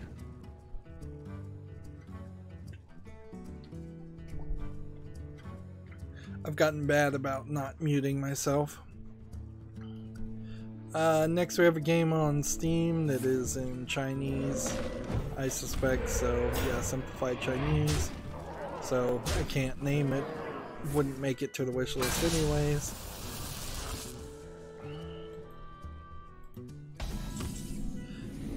Come out to us an article, a mecha turn-based strategy game called Warborn has been announced for the PS3, Xbox One, Switch, and PC. It's due out in 2019. I'll watch the trailer, I suppose. So yeah, I totally blew that. I lost my win streak, and now I'm back down to rank 20. I should have done this, and I should actually play this and play the combo games cards. Hopefully there actually are combo cards in this rogue deck. If there isn't, I guess I should check, shouldn't I? Before I hop in and play a tempo rogue game. Let's actually see if there's anything with combo in the name. Let's see. Combo.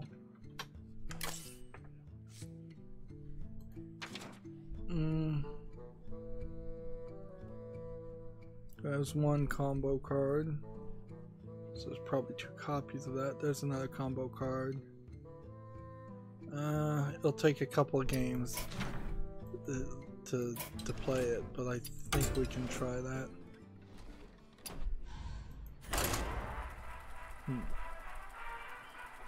I'm watching this anime-esque trailer for this game, Warborn. It looks alright. Maybe it will be good. Maybe it won't. The actual game, though, no. Actually, now that I'm looking at the gameplay and the hex tile-based fighting, it's actually the exact opposite of what you'd want in a mecha game, because you're not flying around in a mecha that's free-flowing and moving. And so far I haven't seen a good mecha game available on Steam, but that certainly wouldn't be it. Moving on, Gamasutra has an article called Learning from the Masters, Level Design in the Legend of Zelda. It's 3 pages long, and I think the irony needs to be pointed out in this case. Like, Legend of Zelda, while a beloved game, certainly, is not well designed. Its level design is not good. It's simplistic, it's basic, it has items placed randomly, hidden in random caves that you have to put a bomb. There's literally no way anybody would have found half of the items in that game had they not been told to you via strategy guides. Now I'm talking about the original Legend of Zelda. I would also say the Adventures of Link, the next game, probably not that great level design either. But once you start getting to the later series, of course, later Legend Zelda games do have better level design. Although I'd argue maybe not that good for the most recent one. If you think about it, they decided to make smaller dungeons in that game. Ocarina of Time is probably where you'd say that you have the best level design, but even then, I'm not so sure. So it's just kind of weird a lot of times when people write these articles and they're just going for the clickbait idea, and so they're just going to talk about things that are recognizable when really it doesn't make any sense at all. Like, for the NES era, I would say Super Mario Brothers has way better level design because each one of those levels was really thought out. And that's probably not saying a lot. There are some other NES games that would have had good level design. I wouldn't be surprised if some of the early Final Fantasy games had pretty decent level design on NES.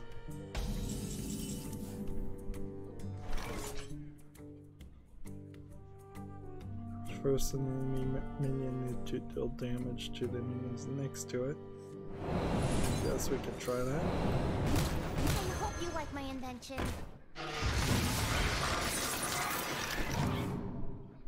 Seems like what I'm supposed to do is play this, and then shuffle, and then play that. And just continuously get as many of these ambush characters here. Reporting for duty. Not on my watch. Next we have a game on Steam called The Experiment Escape the Room. This could be an asset flip horror game basically, or it could be an actual escape the room puzzle game that actually is good. I really just have to put it on the follow list and see how the reviews go. $3.59 is probably not too expensive, and I'm taking note that while it supports VR, I'm not getting the red box that says it requires VR. VR is not necessary. You can play at the desktop using a keyboard, mouse, and gamepad. Yeah. More and more games are definitely going that route. Alright. There's one combo card out of 6.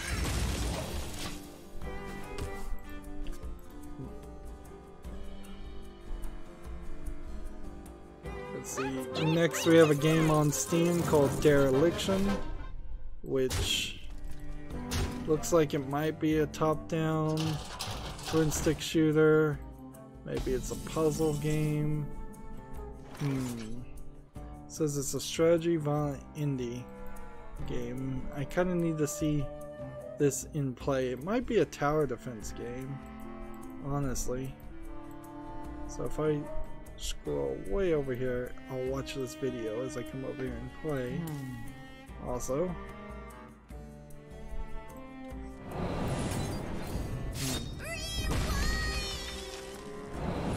let's see. That's 2 combo cards. So yeah, this is a tower defense style game set in a spaceship alcoves instead of more open field style. So you're placing and almost like StarCraft, telling individual units to go to places and attack these constantly coming enemies. Yeah, it doesn't look that good though, so yeah, I'm not gonna put it on the list. Whenever I cast a spell, draw a card. Summon 7/1.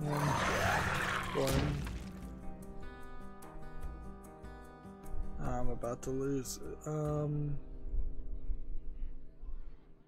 Well, I would need to play combo cards, so that's not gonna help anyways. Let's see. We have a game on Steam, as I'm gonna lose over there, called Shakes and Fidget Remastered. This one is rated mixed already. It's a free-to-play game. People seem to be willing to play free-to-play games and review them pretty quickly. Yes, this looks like it's some kind of...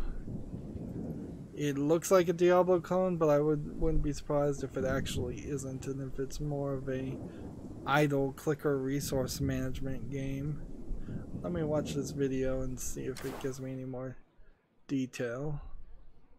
So 4 more combo cards need to be played.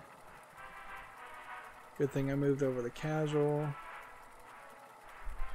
The animation in this trailer for this game looks actually pretty good, but I just don't know. But they're not showing any actual gameplay on the video, so they're hiding it. Versus Jaina. They say it's a multiplayer RPG. Let's see. And a lot of people are saying the game is just a buggy mess. I guess it doesn't matter if it's a buggy mess or not. If it's an RPG MMO, as it's been tagged as, it's not the kind of game I'd ever cover anyway, so I can just move on and close that tab.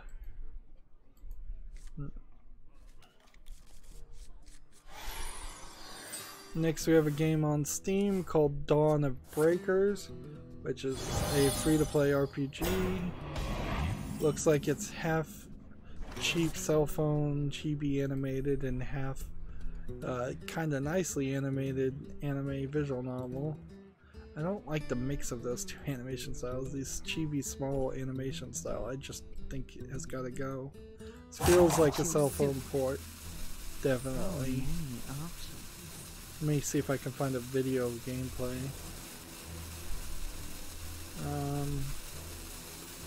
Yeah, let's do that. And that. And do that.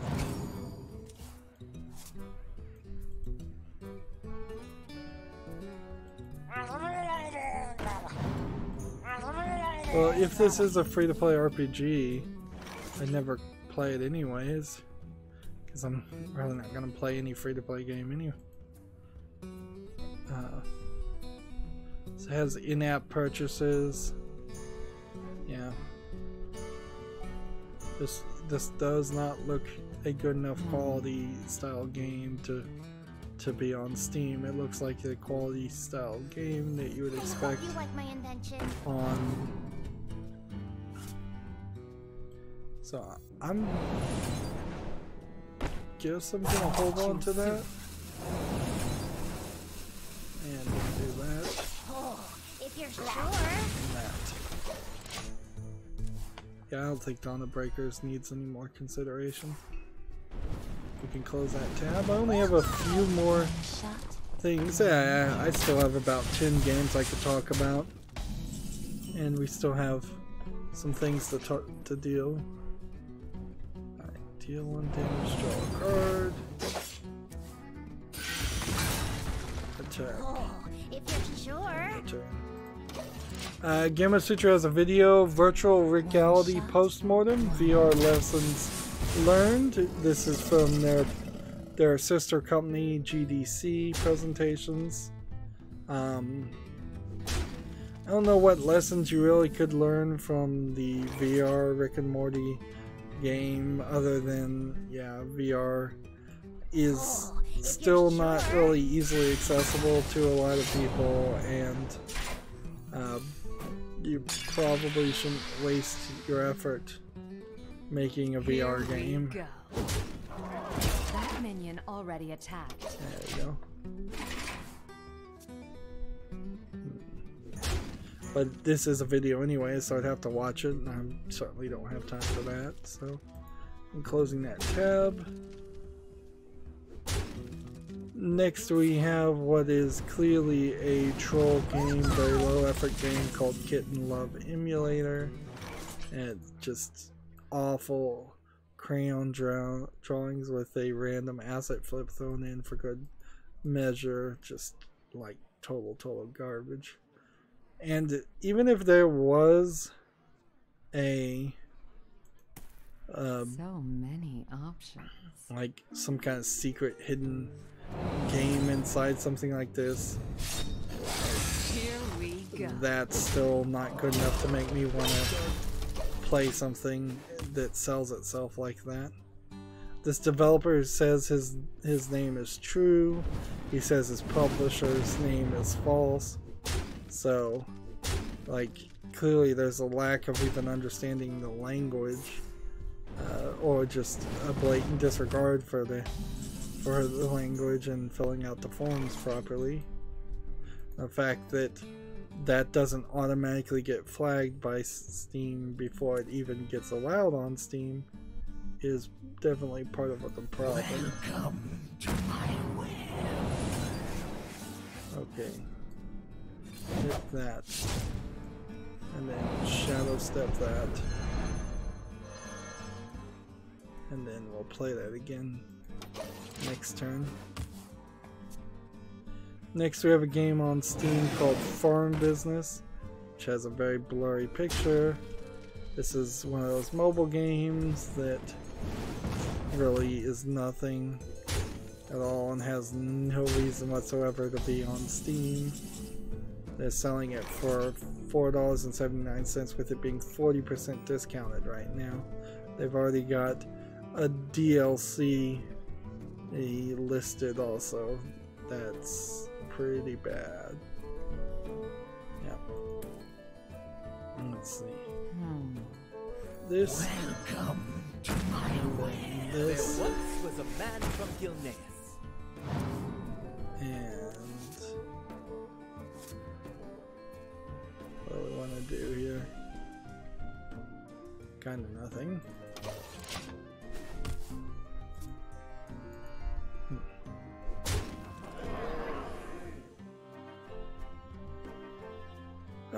Next we have a game on Steam called Beat Stickman Infinity Clones, which is a low-effort Stickman game with a fidget spinner in the middle for no reason apparently. This one is not even up on the most recent memes because they probably spent too much time actually developing something, which is a sad statement for as horrible as this looks. See, I need 2 more combo cards, and then I would need 2 victories with the Freeze Mage, which I'm probably not going to get in this recording because I think I'm going to run out of news.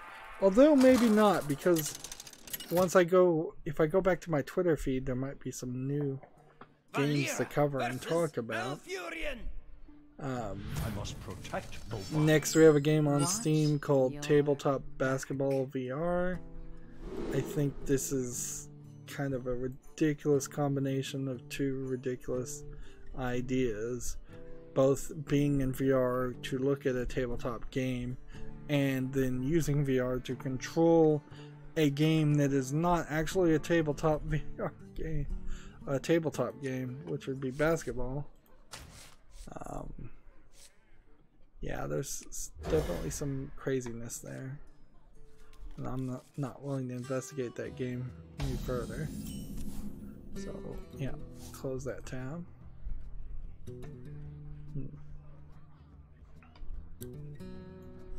Let's steal this.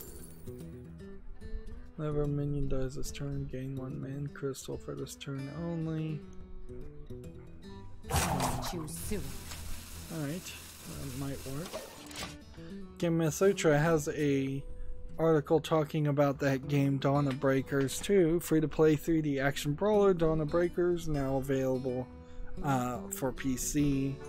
It was previously released for the Switch.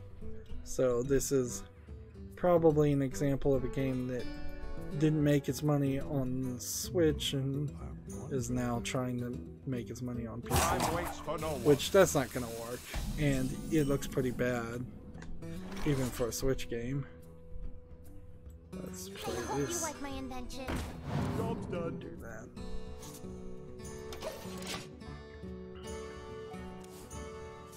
Next we have a game on Steam called Secret of the Rindrasha Blade, which looks like an RPG Maker game. It looks a little bit better. I think the new RPG Maker engine is making the games look slightly better, but it still doesn't really change the fact that, you know, if you make an RPG Maker game, it's because you have no ability to program or make a game yourself, and you don't have any artistic ability, so you're going to use pre-made RPG assets and as far as artistic tiles and such. And so you're not to the level of making a quality and original product. It might make a slightly decent quality product, but it is going to be so incredibly derivative of so many other JRPGs. It's not going to be able to stand out at all.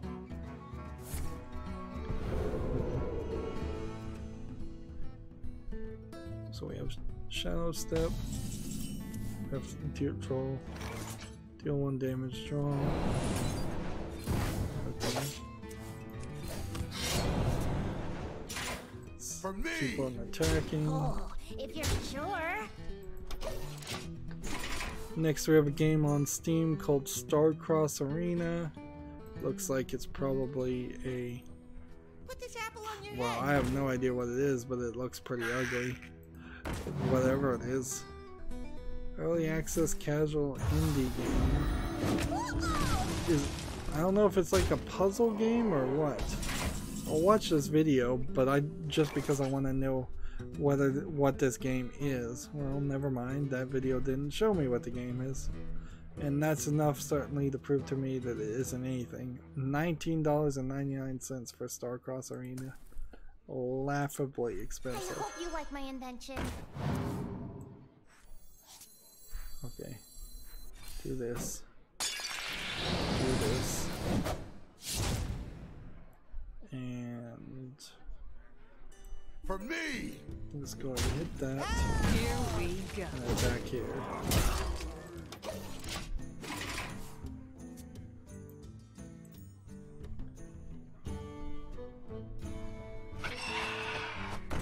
Next we have a game on Steam called Animal Force. I'm running out of oxygen.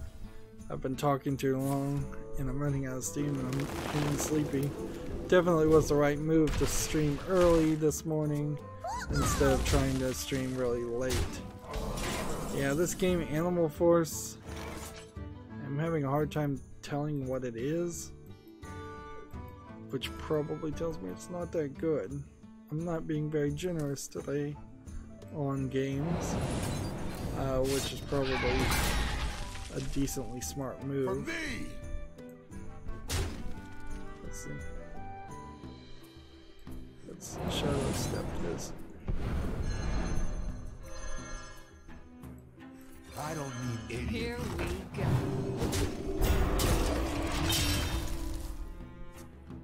Yeah, this looks like some kind of weird VR game, Animal Force. for $14.99. Yes, it is a VR game, and it seems almost like it's an attempt at making a bullet hell shooter in VR, but instead you're creating like a whip chain of characters that you're whipping around and using as kind of your attack vector. I got the best deals anywhere. Let's see.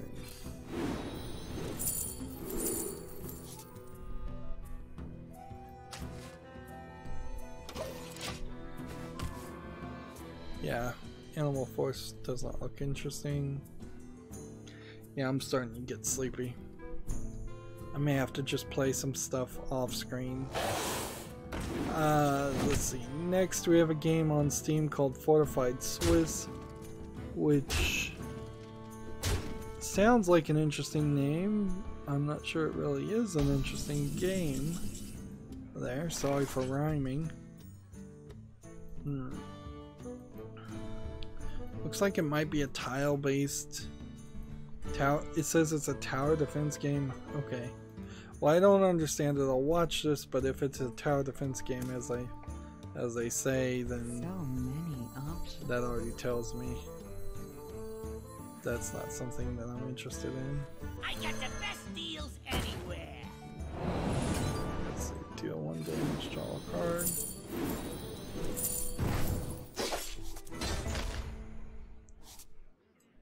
An attack here. Time to pay. I think I'm gonna lose, which is whatever. I am the blade of the gods. Fortified Swiss doesn't look like it's good enough.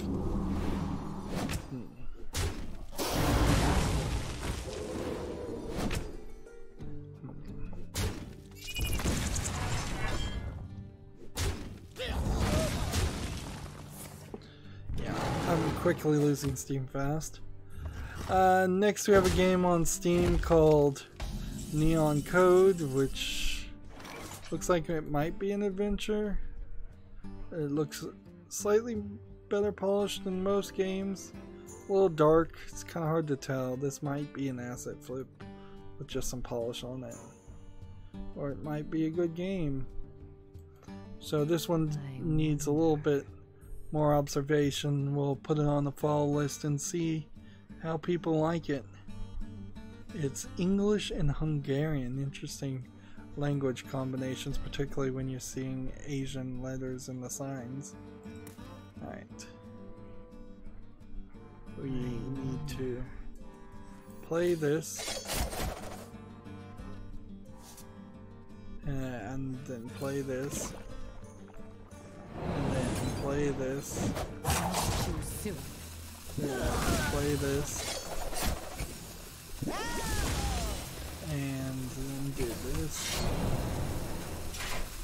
Here we go. And that's still gonna lose it for me. But at least I played a combo card. Let's see.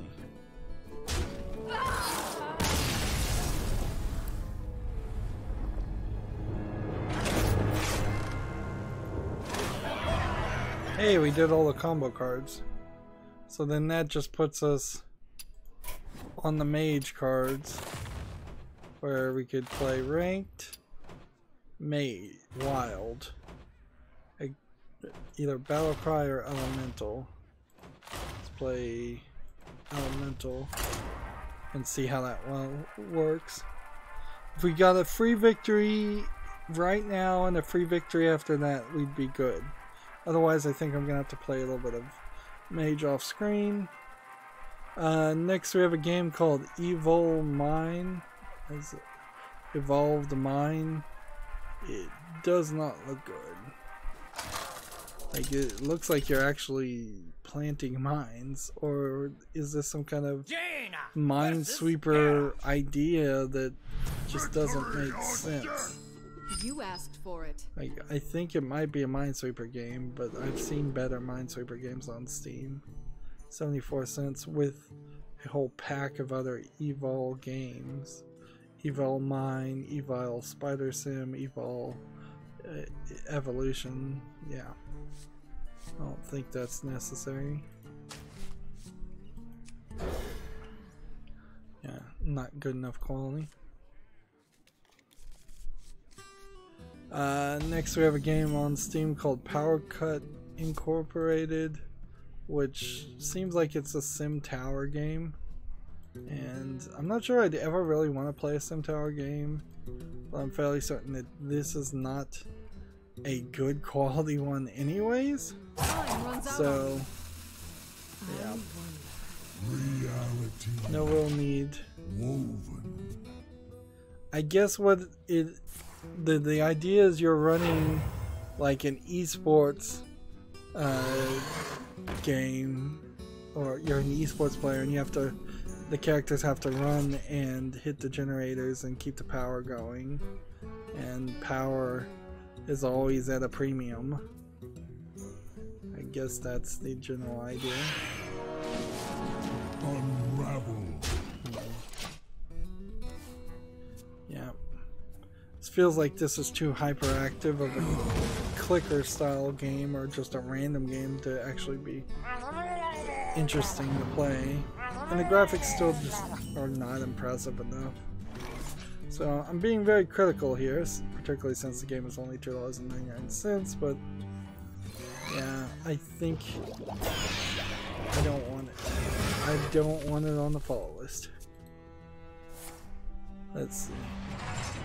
Gematsu has an article. Musynx is coming to the PC December 5th. That's MUSYNX, a rhythm game. Apparently, it was available on the PS4, Switch, and PS Vita and smartphones. So it's coming to Steam. We're seeing more Japanese-style games in particular coming to Steam, which is cool. But a lot of times they're coming over with some problems. We'd like them to come over problem-free if we can. Next we have a game on Steam called Data Mining 3 that looks super simplistic and very monotone or duotone as far as the colors, and it just makes it look boring. Really, really boring. Before I even have to understand what this game is or what you're doing, it seems like you're just trying to direct balls to hit pieces and then getting to the exit when you're done. Let's see. I should meet you.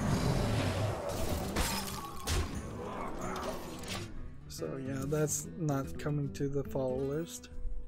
I have, I think, just 2 games that actually are going to make it to the follow list, which is not super surprising, and very few people I think would be releasing a game on Black Friday. You would have wanted to release it earlier and then maybe put it on sale for the Steam Autumn sale. Not have the game come out in the middle of the Steam Autumn sale, as these games are doing.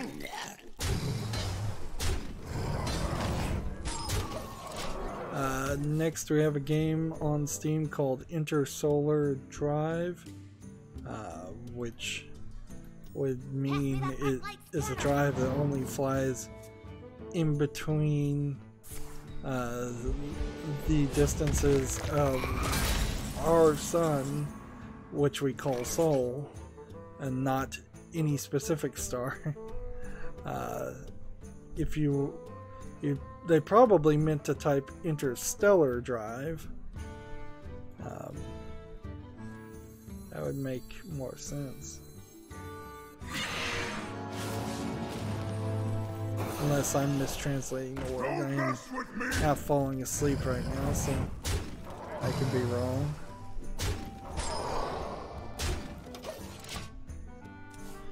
Anyway, I'm not wrong about this game looking horrible.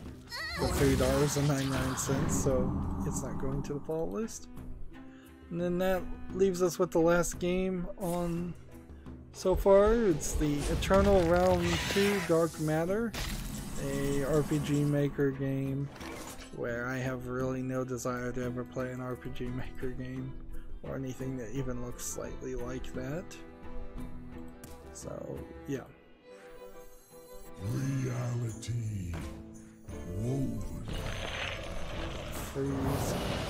Don't mess with me! Now, this is odd that I seem to be winning pretty easily here while I'm not even paying attention.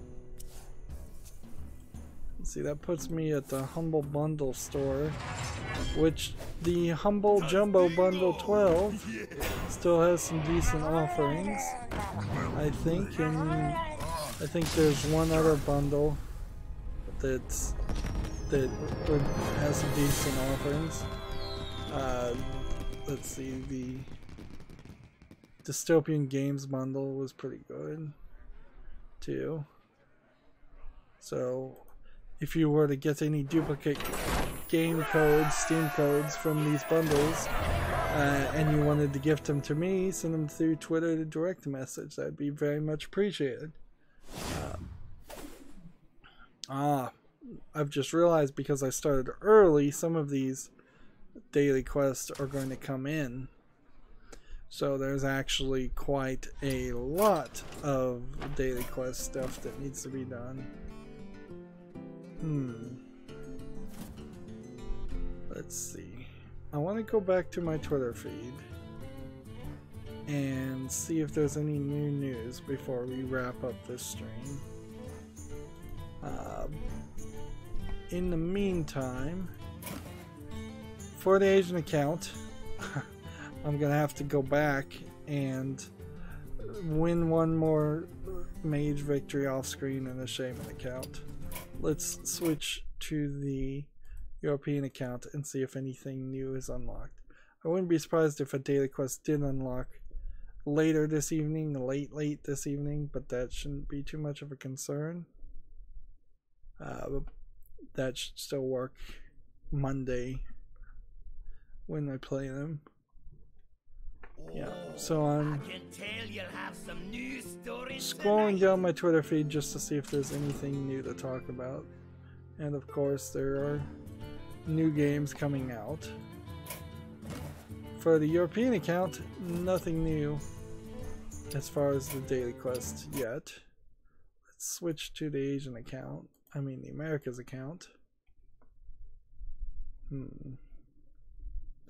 Gamasutra has an article, Pokemon Let's Go has sold over 3 million units worldwide. I hear it's a pretty good game, and I think everybody is having fun time with it. Let's see, yeah. For the Americas account, also there's no new daily quest. So that just leaves us with the Asian accounts, at least for the time being. And Forklift Simulator 2019 is now available on Steam. I seriously doubt anybody would play that, but I'll keep an eye on it and look at it and talk about it on Monday. Games are still coming out, surprisingly.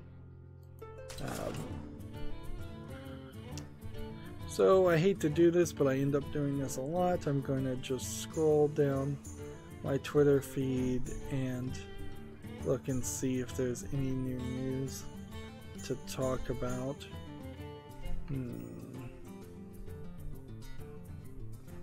Screen 7 is going to release a game called Mr. Maze that looks really creepy. Screen 7 known for publishing the game The Cat Lady, which was a pretty creepy horror adventure game too. Shenmue 3 crowdfunding has totaled $7.18 million.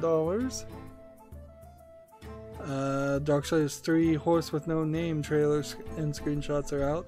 I don't know if you need another trailer since Darksiders 3 is coming out just in a few days.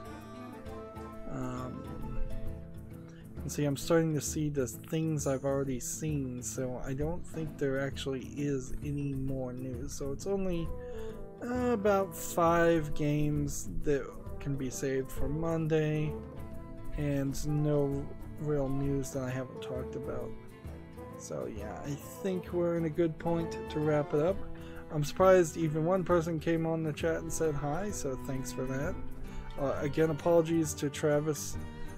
He wanted to play me, and I'm certainly still not in any mental shape with my insomnia kicking up so bad. But at least I got most of the daily quest done, and that's about as much as I can hope for. Yeah, and I'm still just scrolling down Twitter, which shows a faster way to scroll down Twitter. As a reminder, at 2 o'clock Central Time and I believe noon Central Time, there will be extra videos coming out on my YouTube channel covering the Steam Awards nominations and looking at just window shopping through my wish list to see what kind of games I think are a good deal that are on sale right now during the autumn Steam sale. And there's a bunch of Black Friday sales that I'll have to look at, and other people would have to look at, because they're gonna come and go like crazy, and a lot of them are not gonna be that good of sales. Let's see, now I've hit some new stuff, so I'm opening about 3 more so far. Things. Minecraft apparently has a Block Friday sale. Nice pun.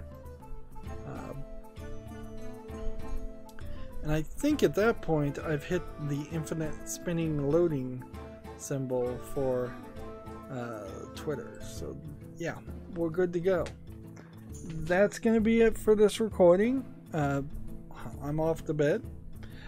As always, I ask you to like, share, subscribe, comment, and watch every second of my videos. If you want a friend to follow me on Facebook, Twitter, Tumblr, Google+, Steam, or Bell.net, all of those links are down below in the description box.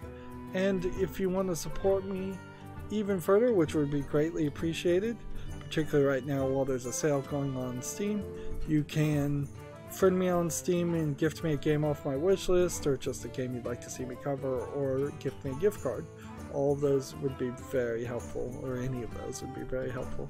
Also, you could support me via the link down below through Patreon for as little as $1 a month. Thank you for watching. Have a good evening.